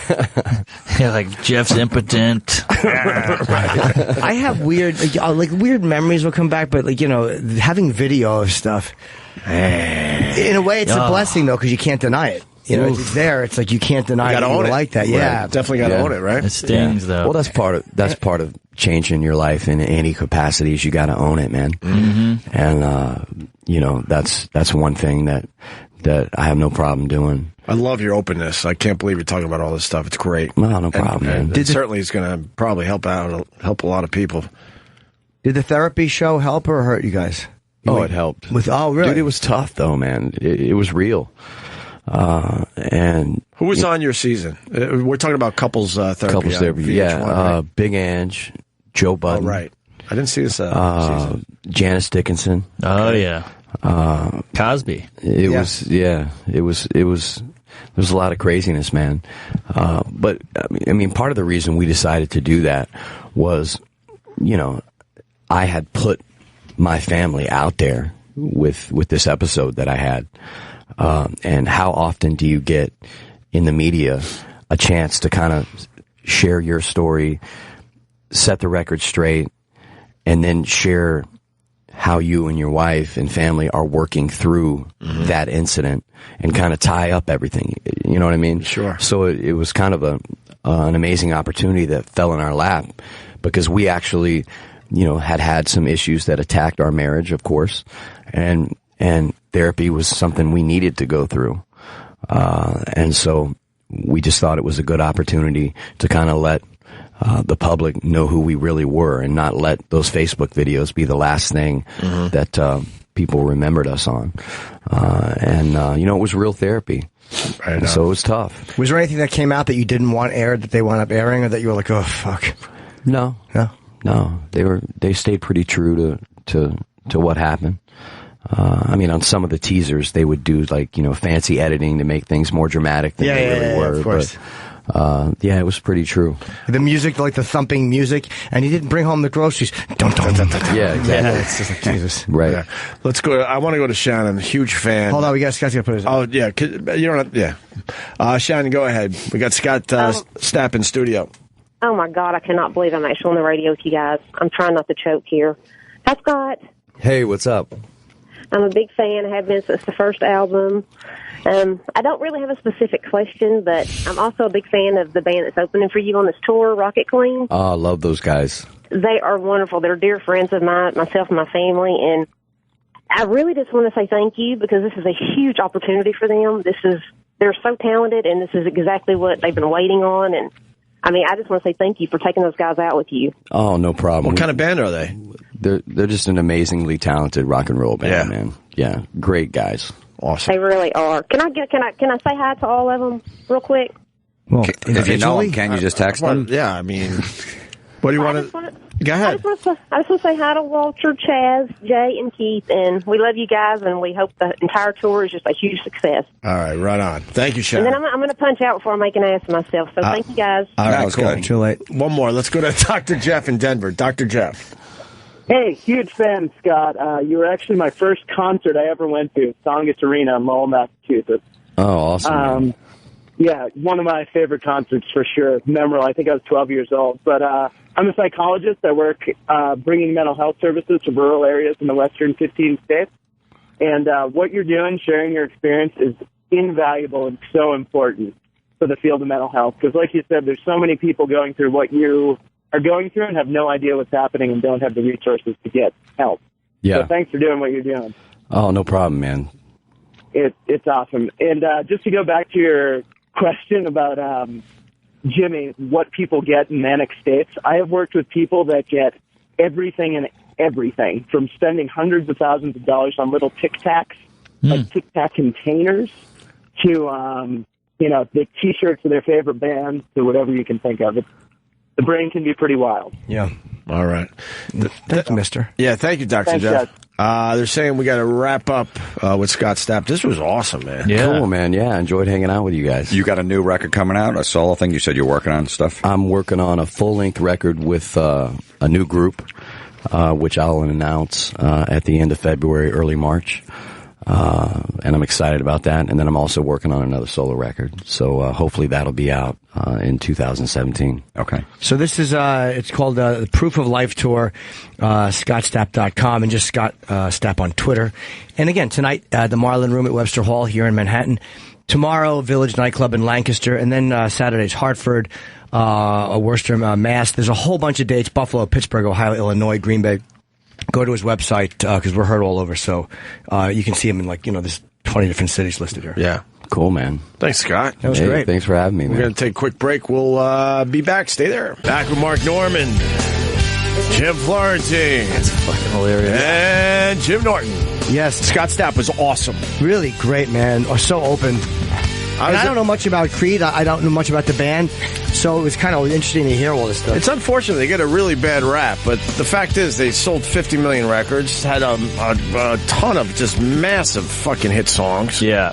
I think it was just the cheesiness of the videos that fucked him over. Well, they were a little bit dramatic. Him on a mountaintop with his arms wide open. Exactly. I did like a bunch of those songs, though. Yeah. Half the time, you're on a set, 2-3 days doing a video, and the director's like, hey, just do this shot with your arms, and that's the one they take. I mean, they probably have creative control over it in the end. But he came up with those videos. They really wanted to make them epic. Dare I say that word today, but the videos had to be just completely over the top and ridiculous. So, yeah, right. I don't know if it's fair to give him shit. No, I think the Christian rock thing made a lot of people. Yeah, that's true. Oh, is that what that was? Well, he's very Christian. Okay. Travis is right. Gross. Christian rock that became pretty damn mainstream for sure. But you know what? I was expecting him to go, I don't talk about that stuff anymore. I don't talk about those videos. He was really great. He was so open. I never cared if a band wrote about Christian stuff or Satan. I liked Slayer, and there's a band called Stripe, but I didn't mind their stuff. They were a Christian rock band. Who cares? That would be a great tour. Merciful Fate and Creed. Yes. I'm surprised no one has really done that yet. Why not? They're probably afraid that the music is a little too different, or the fans would be a little... True, but what a concept. Yeah, there's bombs. That's a lot of hits, though. Look at that, 33 million. Yeah. That's like my last fucking Sweet Jimmy video. Travis, no? Now knowing that he's bipolar, was he freaking out filming this video with the fucking bombs exploding all over the place? I'm sure it's a green screen. No, I know, but just the concept, he must have been like, yeah, man, this is what lives in my head. Right. That was funny when he said he left his truck and hid behind I loved it. Yeah, that Rambo tree. shit. I know. That's like, you ever been overtired, like, where you don't sleep for a day or two, and your mind just gets a little weird? Like, imagine that times, fucking 1,000. Yeah. Imagine that on crack. Go ahead. It's like when you were a kid and you're sitting in like a refrigerator box thinking you're going to the moon. You kind of believe it for a second. It's kind of like, that's what it reminded me of, these episodes. But this video, they're in a castle. I mean, this is like just epic. Expensive. Yeah, very expensive, over-the-top stuff. What year is this? Mid-90s? 90s, huh? 2000? That's a 2000? See? Okay. Before 9/11. I would have guessed late 90s on that. Well, all right. The guitar player in Creed, Mark Tremonti, he's an Alter Bridge, and he's got his own solo thing, Tremonti's. One of the best guitar players out there. Rips. Nice. Very cool. Everyone's always looking for like a guy that actually plays, these days, but unbelievable. Yeah. Really talented dude. Very cool. All right. And there's nothing better than a guy who just chats about anything. Yeah. The only problem was he had a hat and it had his name on it. I thought that was weird. Did it? Oh, it's funny. Mark's saying that because he's wearing a fucking sweatshirt that says Norman. Thank you. Yeah, where did you get that from? I'm embarrassed. Comedy Central gave this to me. Let me see the back of it. That's nice. Let me see the back. What does it say on the back? Here, wait, hold on. I'm a douche. There you go. No, it says the half hour. What does that mean? Because you did a half hour? The half hour special, but it's a free hoodie and it's a great hoodie. So I'll say it is. Let me see. It's a very nice hoodie. Thank you. That's nice. That's fine. If it's okay if they give it to you for your special, it's like a thing. I wear it under jackets, I don't wear this out. It's better to do it like that. Yeah. I have that Metal Show jacket I never wore. I'm like, I can't. Right. Yeah. I got to do with this. Yeah. I have a bright yellow one that just says Jim Norton, performer, just so people stop me. Nice. Take pictures, please. Yeah. I got a lot of that Opie stuff. You can't just wear it. No. I had a good Lucky Louie jacket, but it was a fucking XL. So what am I going to do with that? Oh, yeah. Well, you were an XL boy for a while. Yes, I was, but my arms are fucking small, barely fits my little twerp arms. Yeah. You want to talk about tweets? Oh, God, You want to talk about Trophy Kid? I want to play a couple clips from Trophy Kids, definitely, before we get out of here. Yes. This is the perfect room for that. But first... you gave me so much shit yesterday about the fucking... What'd you tweet? The tweet, because fucking Amy had this thing where she snapped at this... 17-year-old. 17-year-old who tweeted something he meant to be funny, which was... like I slept with you before. You must have said that to a lot of guys. Spent the night with Amy Schumer last night. I'm not the first guy to say that. Right. Kind of going with the theme of like, this is kind of the image she did put out there. Right. And I guess she got annoyed at him and snapped back at him, or snapped at him. He didn't even snap at her. She snapped at him. Mm-hmm. So I said yesterday that like I get fucking, who cares? Like, I think she took it wrong, and she snapped at him and probably shouldn't have. Mm-hmm. But it's one of those things where people started calling her a bully. So I was like, fucking, but literally, Amy Schumer bullies, so that was really annoying. No, she wasn't trying to bully. She was annoyed at that moment in time. I think she was wrong. Yeah. But you never know what's going to make somebody go, fuck you today. Exactly. Especially when you're in the public eye and people are just going after you all day long. All of a sudden, it just takes some little thing where you fucking snap back a little bit. So she snapped at the guy, and the fact that everybody started jumping on it, going fucking, oh, she's a bully, using the word bully. That's bullshit. So too later now. in the day, I'm fucking not noticing this shit all. This is not my focus. I get a text from my ex-girlfriend. Yeah. And she's like, what the fuck is going on with Amy? Now everybody's blogging about how this kid is a sexist. So all these fucking feminists are coming out now and saying this kid's a sexist. And it made me so fucking angry that now they're painting this 17-year-old as a sexist. That's crazy. Because he tried to go with the joke. So I fucking sent out this tweet saying it should not be about national debate, you empty motherfuckers. Yeah. And so I get all these tweets from people, these self-centered idiots who think that I'm only talking about the fact that they said something about Amy I didn't like. It was like the whole thing just annoyed me that it's now this national debate because a comedian snapped at a fucking fan. Who gives a fuck? I didn't care that he wrote something that she didn't like, and I didn't care that she snapped at him. Who fucking cares? Yeah, she read it. I think she read it wrong, but she snapped back, whatever, and that would have been the end of it. And now they're going after the kid when the kid obviously was just going for a joke. Yeah, and them saying, first of all, the word bully. For them yanking out the word bully because somebody says something. Trigger word. Yeah. But then the fucking feminists responding, and I know it was like on BuzzFeed and like fucking Yahoo and MTV's Just about sexist, whatever. Yeah, probably. But calling this 17-year-old a fucking sexist when he clearly was not a sexist. He clearly was just trying to go with a joke. And then he even apologized profusely. They don't give a fuck about that. They still wanted to attack him. Do you think the people that write these blogs, they do know the intention, but of course, but they just completely ignore that for their own gain? Yeah. It's like anything, it's an excuse when anything like this happens. It's an excuse for, like, you know, we talked before about people like piling up sticks on their side. This is an excuse for people to all of a sudden sound off with, oh, this is what I want to talk about. Right. So they'll take Amy snapping at a fan, knowing that she was just being cranky and she snapped at her, whatever it was. And fucking, oh, she's a cyber boy. She's bullying this boy. Ridiculous. Yeah. And then people will read that and go, well, he was sexist, and go, girl. And then they'll fucking use that to blog that he was a sexist and talk about their feminist issues. And so it's just shit on both sides. And everyone ignores the rest of the tweets that happened between those two. Because the kid apologized. Amy's like, you know, you seem like a good kid when I saw you with your dad. Right. And it looked like they sort of figured out among themselves, and they were both obviously way over it. But then you get the sides that want to now take advantage and use this for their own agenda. It's so paint by numbers. It's so paint by numbers, too. It's like, okay, male attacked female, sexist. White male attacked black guy, racist. They don't even go into the facts. They just look at the vague imagery of it. Yeah, the broad stroke of the whole damn thing. Yeah. And what annoyed me a lot is that, like, if you defend Amy on it, people are like, you're just ball watching Amy. I've done it. For how many years have I been joking? I got AIDS, hookers, and then once in a while somebody will tweet something to me. I almost blocked the guy last night. I was so fucking annoyed, and he said something about you're a fucking pedophile, and I thought he was like in response to this, and then I scrolled down, I realized he was commenting on my hiding behind my hands thing. So I was like, oh, okay, that's fair. He was just fucking with me in this thing that I've been putting out there for years. But I thought he was being a dick about it. And I'm just glad that I looked at the whole conversation and realized the tweet he was responding to. But I've done that shit. I think she misread it, but every once in a while, you just snap. But I think when you got people coming after you every day, every once in a while, you just fucking snap. It looked like she said in a later tweet that she hung out with him and his dad.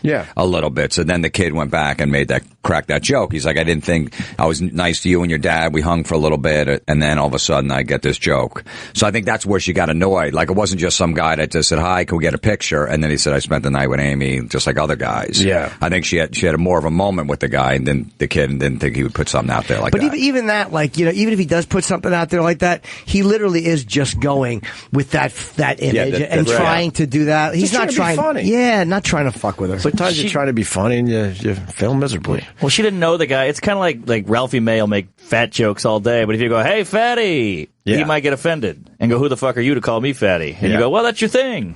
Right. Yeah. I don't. That's definitely should be thrown into the discussion. It depends on who's saying that to you as well. Right. Right. I think. And when when Amy responds back to this guy, she doesn't know that everyone's going to be talking about it for 24 hours. It's going to be all over the place. Yeah. Because Amy Schumer's hot. I try not to get annoyed at that stuff. Like when people say things that I've put out there for so many years. At times it's annoying, but I do at times fall into that where I get pissed off, and it's like I got to catch myself. Like, dude, how many fucking years have I been saying these things? So if somebody fucking smashes me with it, even if they're kidding, I can't get mad at them, even though I've caught myself getting. I think we've all been off. guilty of that on Twitter. You're like, and then you look at it, you're like, God, the guy wasn't even really trying to be mean. He was trying to be funny. But people who would hate the idea of a social justice warrior or whatever it is these guys say, people who hate that idea would are the first ones using the word bully now. Like, fucking pussy, shut up. The word bully. He bullied him. Well, that'll catch eyes. Fucking shut up. Then you feminists, shut the fuck up too. Yeah. You fucking feminists who want to make this kid into a sexist, right. Shut the fuck up. He's not being a sexist. No. She wasn't trying to bully. God. I mean, see it for what it was. It's like Michael Richards when he said nigger on stage. Whoa. The whole country is now polarized into a racial discussion because the guy from fucking Seinfeld said something in a comedy club. Right. Like, it really doesn't take much for us, does it? Yeah. No. It doesn't take much for us for a civil war to happen. There was something else that sparked people. These BuzzFeeds, without these little things, they would have no, paper or no press. They have to cling on to these tiny things and make it a scandal. Mm-hmm. Yeah, I mean, I'm reading the tweets again. They were done with it. The kid apologized, and then Amy basically wrote, "That's really okay, honey. I just remember thinking you and your dad were sweet, and it was a bummer to read that." So she just didn't want to read that from the kid. And she snapped quickly. I got my advice show today, and you guys always call with your opinions on that, so feel free. Yeah, feel free to call. It's fine. I want to. Where is Jimmy? How come you're not a Jimmy? Shut up, guys questioning the bravery of other people while they're fucking LARPing online. Their Halloween costumes. This is who I am today. I'm a guy who tells it like it is. What's your name? Flirtless. Wow, brave. Go back to your fat wife. Fucking coward, shut up. Now you're saying there's something wrong with having a fat wife, Jimmy.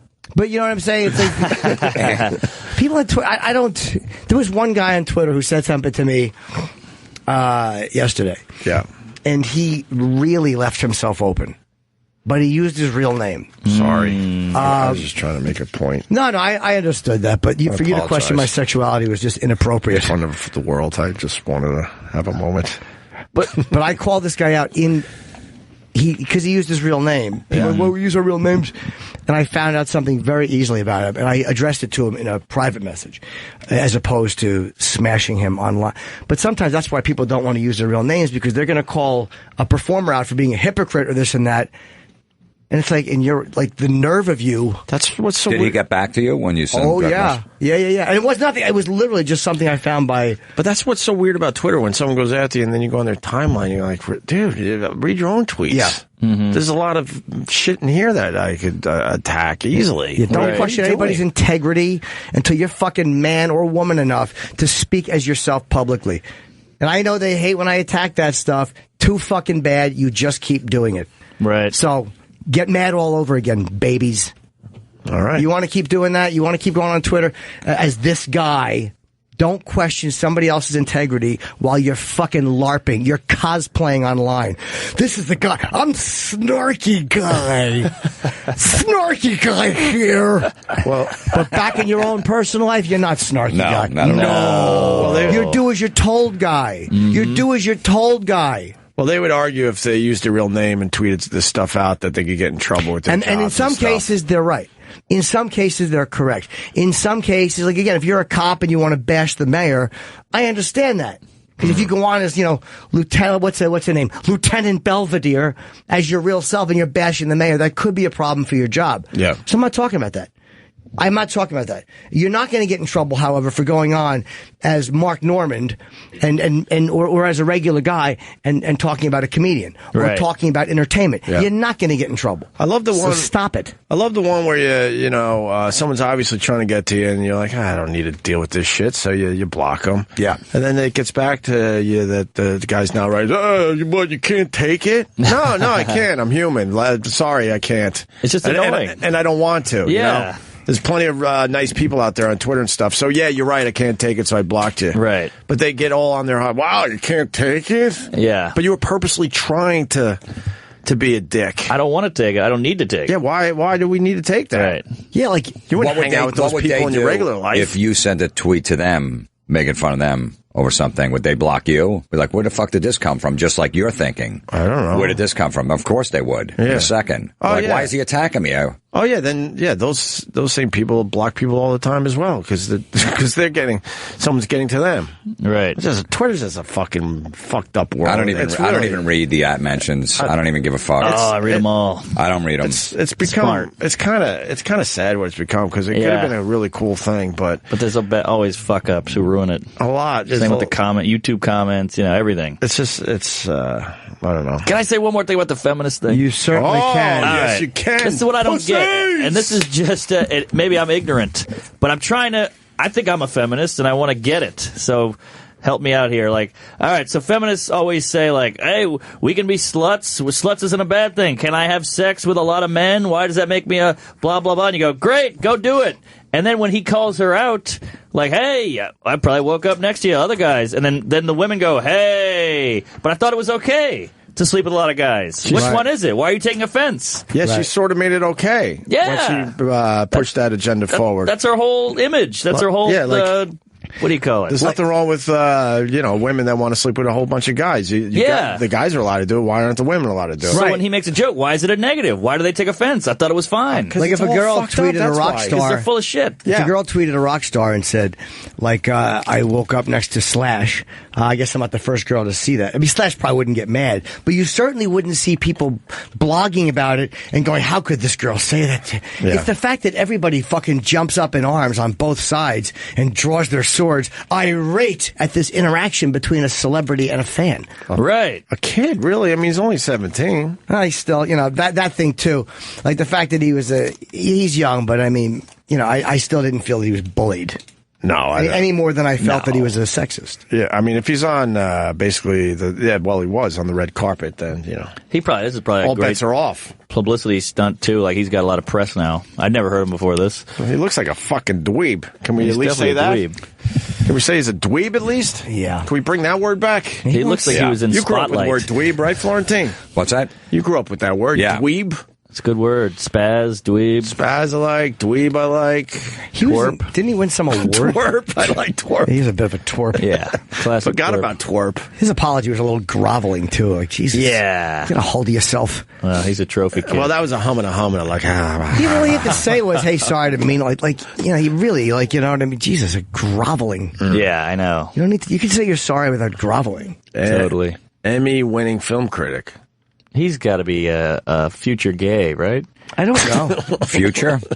Well, I don't think he's fully grown yet. I will say he looks like fucking DiCaprio's friend in this boy's life. He really should be walking a dog named Pepper. Yes! What a pull!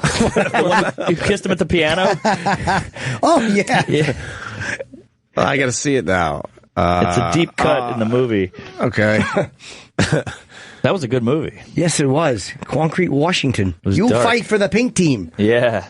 What about Dirty Grandpa? We going to watch this movie? Nah. Dirty Grandpa. How many Grandpa can we have? Oh, with De Niro? De Niro's movie Dirty It's Grandpa going to be hilarious. They're pushing it hard. You like when he's funny in movies? Raging Bull to me, he was hilarious. Oh, so he funny. fucking wanted carrots that weren't that good. You guys want to watch the Dirty Grandpa trailer? Let's see how long. We've watched a lot of trailers today on the radio, which pisses a lot of people off. Let's see how long we get into it before there's, head trauma or a slip. All right. Here we go. You have to drive down to Florida. We just had the funeral. Your grandmother and I were there at this time every year. It just seems like we're cutting it a little close with the rehearsal brunch on Friday. I'm just freaking out. I know. Can you take my car, sweetie? I need the SUV for the wine. Now let's get in that giant labia you drove up in and get out of here. Because it's a pink car. We're heading to Daytona. He's drinking. So you guys want to tag along for a bit, maybe? Party some babies into us? We're not going to Daytona. Bam, are you kidding me right now? Grandma's funeral was yesterday. She told me on her deathbed, you get back out there again. Hey, Grandpa. Did he just call you Grandpa? What the Want to be a lamb and get that for me? Hold on a second. What happened? This is good stuff. What happened? He was helping a girl with the golf swing. Yeah. Does De Niro gamble? Does he have fucking gambling debts? I don't know What if is he's this got shit? illegitimate. I don't know if he's got child support payments or alimony. I don't something. think so. I love the guy. This is like Pacino still does good movies. He's still like, what the fuck is De Niro doing? Well, he made Meet the Parents where he showed his lighter side, and then they just said, "Okay, this is you now," and he won't stop. He just won't stop. It's embarrassing. So yeah, it's embarrassing. He's teaching a girl how to golf. He's behind her, and he says, "Grandpa." She goes, "He just called you Grandpa," so he throws the club at him. Why is he surprised? He says, "Go get it." He's old enough to be a grandpa. I know. He's trying to trick these broads into thinking he's 30 years old, 35 years old. Yeah, he looks like he's 72. He looks like he's 70. Random girls just letting him touch him. Yeah. Why would that be a problem if he's called Grandpa? Right. Oh, God. You'd never see Daniel Day-Lewis doing one of these fucking movies. No. That would be a treat. What is how many views does this fucking trailer have? For almost 5 million. Wow. And most people love it. We're just not. No, it's just. We're just in a different place, man. It's for the masses, It's the Paul Blart. We're just in a different fucking place. How do you like a video like this on YouTube? Really? Somebody tweeted me, I want to hear more about this character, Lieutenant Belvedere. That was a terrible name I just made up. It's okay. That's funny. Push play. Now they're at a beach. We're going spring break? No. Hey, 1 in 3 of these girls has herpes, even if you can't see it.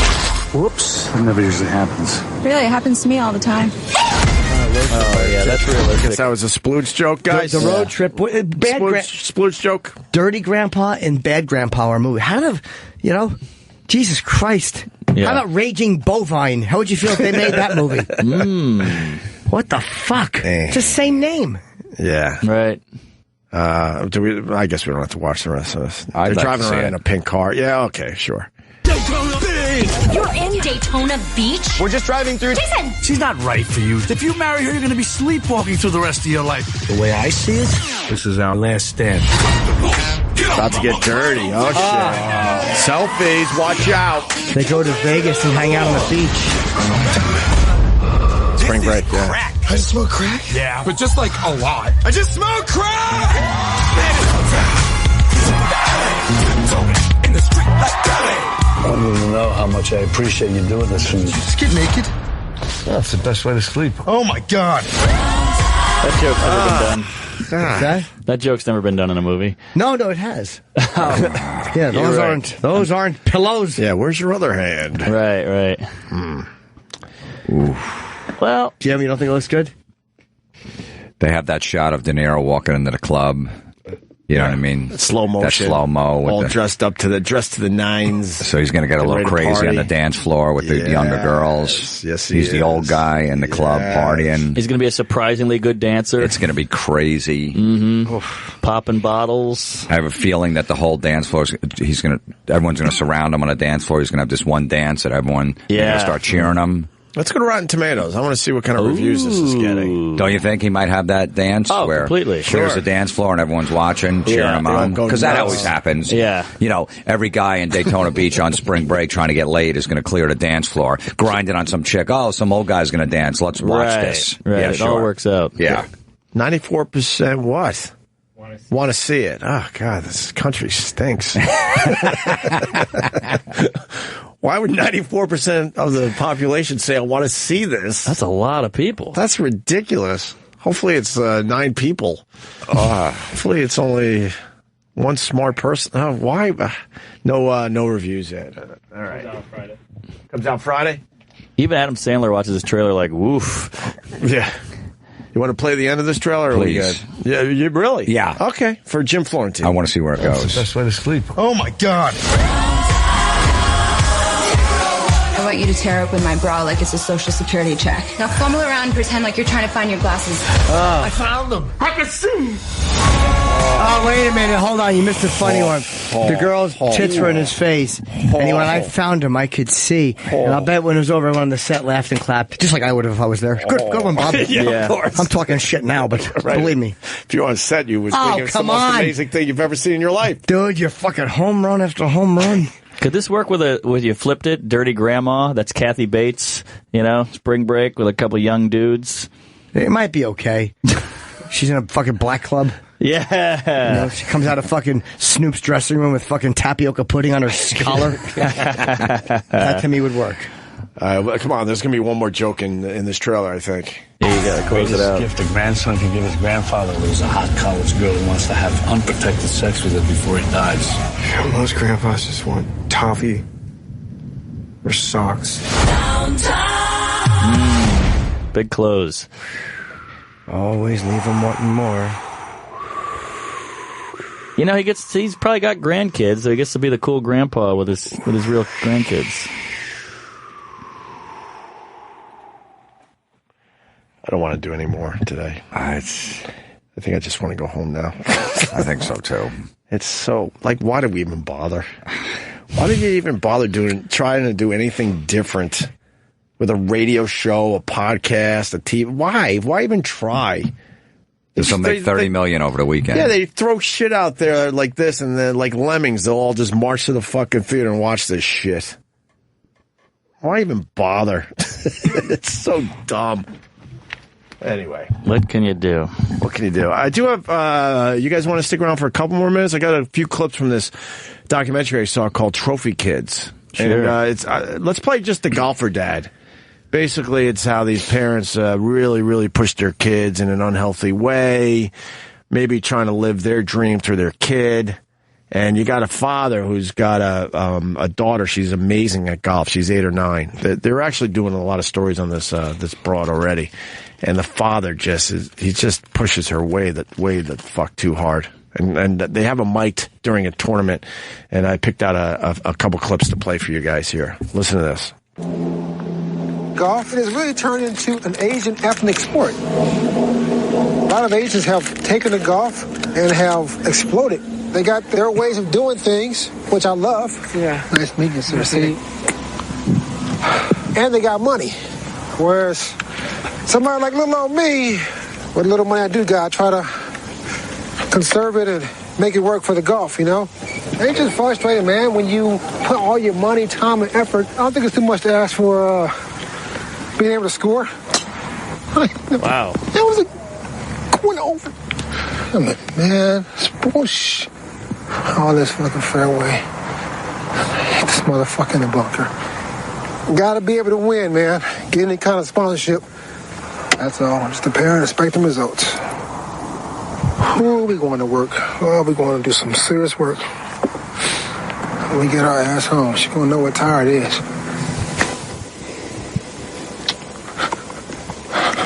Stupid ass.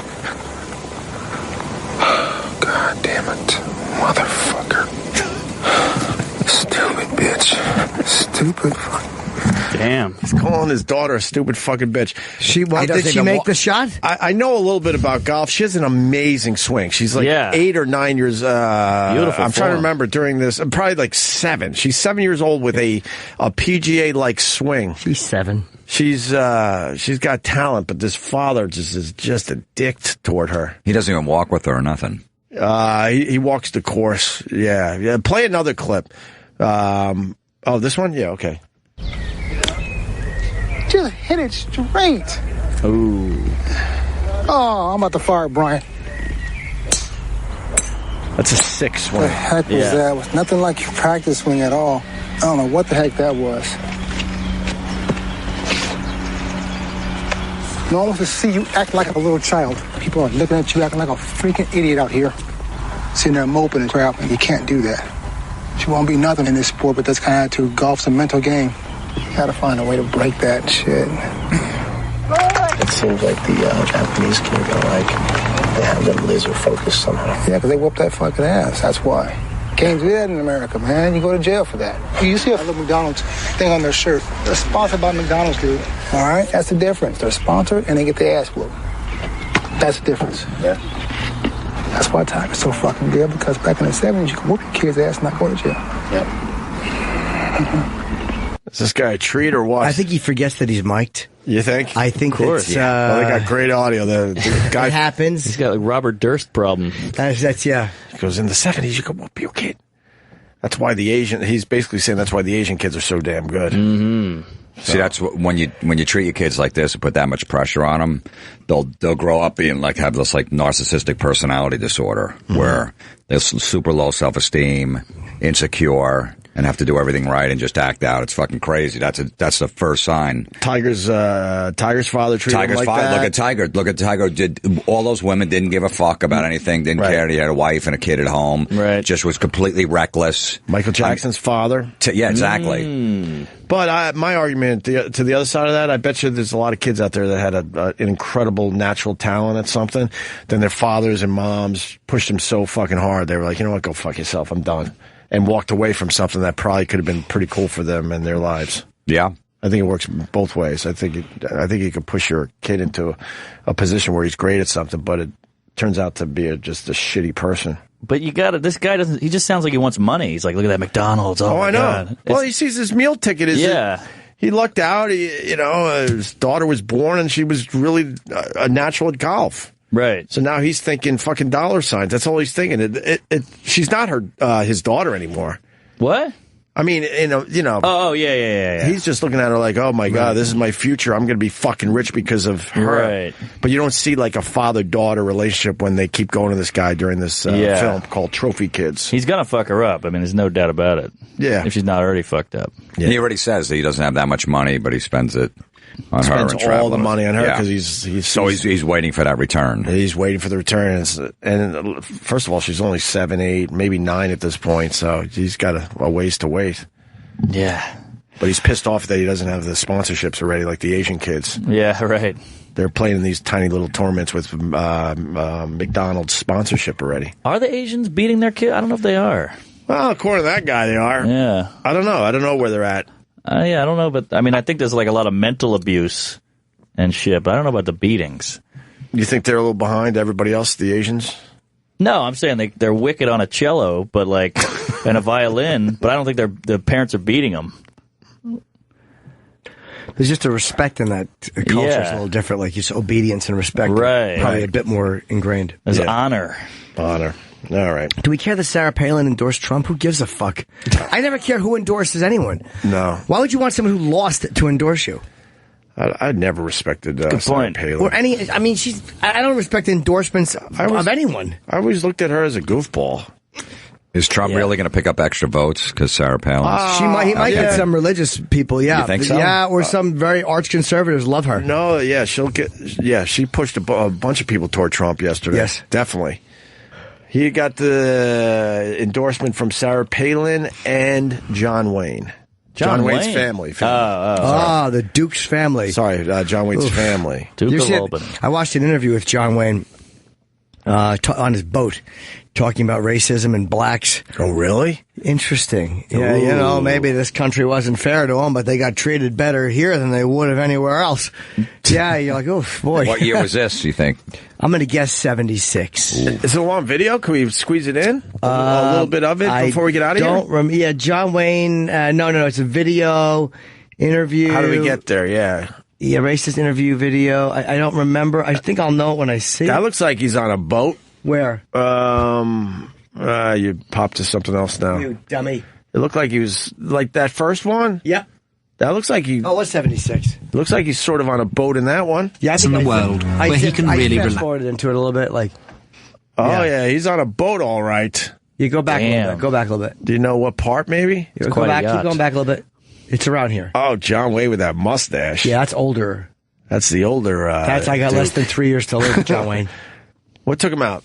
Lung cancer? Cancer, yeah. I think it was lung cancer, right? Yeah. Play it here. Just completely relaxed. The minute I step aboard, I don't have to dress up or be smiling or shaking hands, or if I'm having any trouble with any of my family, I don't have to be sweet about it because there's a lot of people around. I can be a human being, and we're not worried about an image. Of course, I haven't had that much of an image where I have to worry about it anyway. And luckily I like people, so I don't mind going ashore. You notice that quiet little sleepy town, they don't bother you too much, particularly in Mexico. They're very respectful of another man's dignity. There's some of the family aboard. Which ones are they? Well, Ethan, who is 14, Marisa, who is 10, and Aisa, who just turned 20 and is going to the University of Southern California. It's Easter week, and all those kids are in their 50s. So they're going to stay down here for about a week. And above. How many children do you have altogether? 7. And what's the age range? Well, from 40 to 10. And I have 20 grandchildren. Don't ask me to name. Wait. On board the ship, perhaps a microcosm of the old America which Wayne would like to preserve, he directs his family and his crew, and indeed our film crew, with a firm hand. Now this is where we... Wait, hold on, go forward a little bit, back to the other place on the boat. We don't do this for every meal, but we think about it. Ethan, will you say grace? Back. His patriotism has never wavered. Which ones are they? You know what? Patriotism never wavered. Who is 14. Marisa, no, back to where you just were a minute ago. Forward. Aisa, who just turned... His patriotism has never wavered, but today he's a little disillusioned with modern America. We're being represented by men who are kowtowing to minorities where they can get votes. And I think it's bad for our country, and I am sad to see minorities make so much of themselves as a hyphenated American. I wish they'd all get to thinking that they're Americans as they should, and as they have luckily been born here and couldn't be better off in any other place. There shouldn't be so much whining and bellyaching. In the late 60s and early 70s, there was a period... He's basically saying, get over it. Yeah. Right. Get over it. He's basically saying, like, look, I know it's a little shitty, but be worse other places, you fucking brownies. Yeah, be lucky you're here and shut your mouth. Yeah, that's kind of what it, Yikes. Kowtowing. I'm going to let it play a little bit. I think there's a little bit more. Yeah. It's nothing crazy, but... A bit of considerable change. Civil rights for blacks, equal rights for women. Has this made America a better place? I am saddened by the fact that although we were a matriarchy, I think we will not be any longer. I think opening doors and tipping your hat to ladies is probably a thing of the past. The forerunners of the women's liberation of today have taken that feeling away from the average American man. But what about the civil rights? I mean, it's necessary. What about the civil rights? Well, we have 20 million blacks on this continent. Right. It was necessary to extend rights to them that perhaps for the first 199 years were denied them in this free America. I guess that they've had a pretty tough break, but not quite as bad as you and your do-gooder friends would have them believe. They live as well here as they live in any other country over that 199 years. True, I think they do have a right to more rights, but it isn't a thing where the rest of the country should feel terribly guilty about anything because they have had a better life here and their fathers and mothers than they would have had any place else. And I want to see them have everything. I don't squawk and cry baby and say, geez, I had to go without meals when I was 16 and 17 years old. It's a terrible thing. I don't think that you should look back and whine and bellyache or try to hold somebody else guilty for everything you did. Bellyache and guilty. Oh, God, I got to watch the rest of this. It's great. Yeah. It's not that bad. It's douchey. Yeah. No, I know, it's but... douchey. Their fathers and mothers had it better here than they would have there. Yeah. They were brought here on boats. Yeah. Yeah, it's kind of a douchey attitude. As he says, on a yacht. Yeah, for the guy...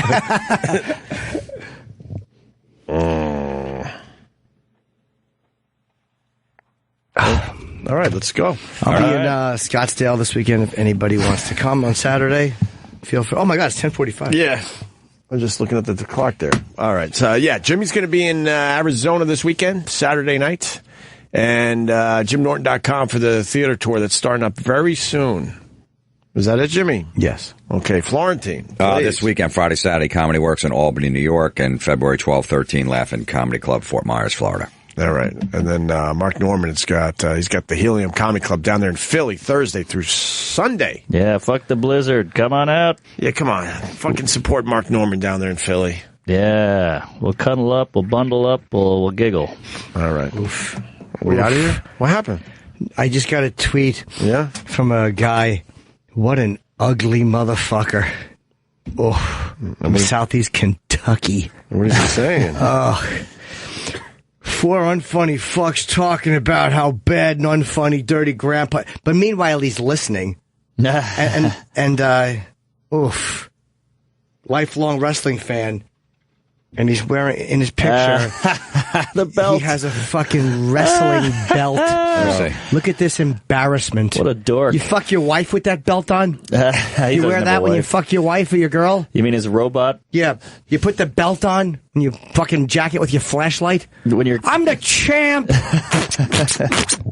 You think he might be a grown man living in a fantasy world where he's got a wrestling belt on his shoulder? Yeah, I think so, where he's not just a zilch with two fucking little bumps on his head. He's got a couple ferrets. Yeah. Let's be honest. Yeah, he lives in a fantasy world where he's a big shot. He's a big wrestler. Probably has a little wrestling name he gives to himself. Yeah. Oof. Oh, man, that's rough. Ooh, he wrote something really funny. Rules for our cult. I'm the leader. Only female followers. Blowjobs on demand. There's a guy that knows funny. Woo, boy. Wow. Man, I thought Scott was weird behind the tree. Yeah. This guy's delusional. Well, there's a guy who really knows funny. And he's an atheist and a liberal and a socialist, introvert. More about you, sir. Lifelong pro wrestling fan. So why did he listen today then? Weird. Don't know. But I'm just... whole thing's strange. I'm just amazed at what an awful-looking fellow he is. With a tiny mouth. He has Edgar lips. Fucking Edgar with a fucking wrestling belt. Yeah. I like dirty grandpa and wrestling.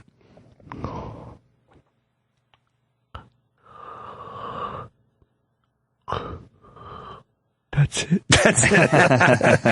Fucking little dumb Edgar. Look at his little fucking Edgar mouth. All right. That's, oof. I guess that's the show for today, guys. Keep listening, silly. Thanks to Jim and Mark for coming in today. Thanks for having me. All right, guys. We'll see you tomorrow. Yeah, bye.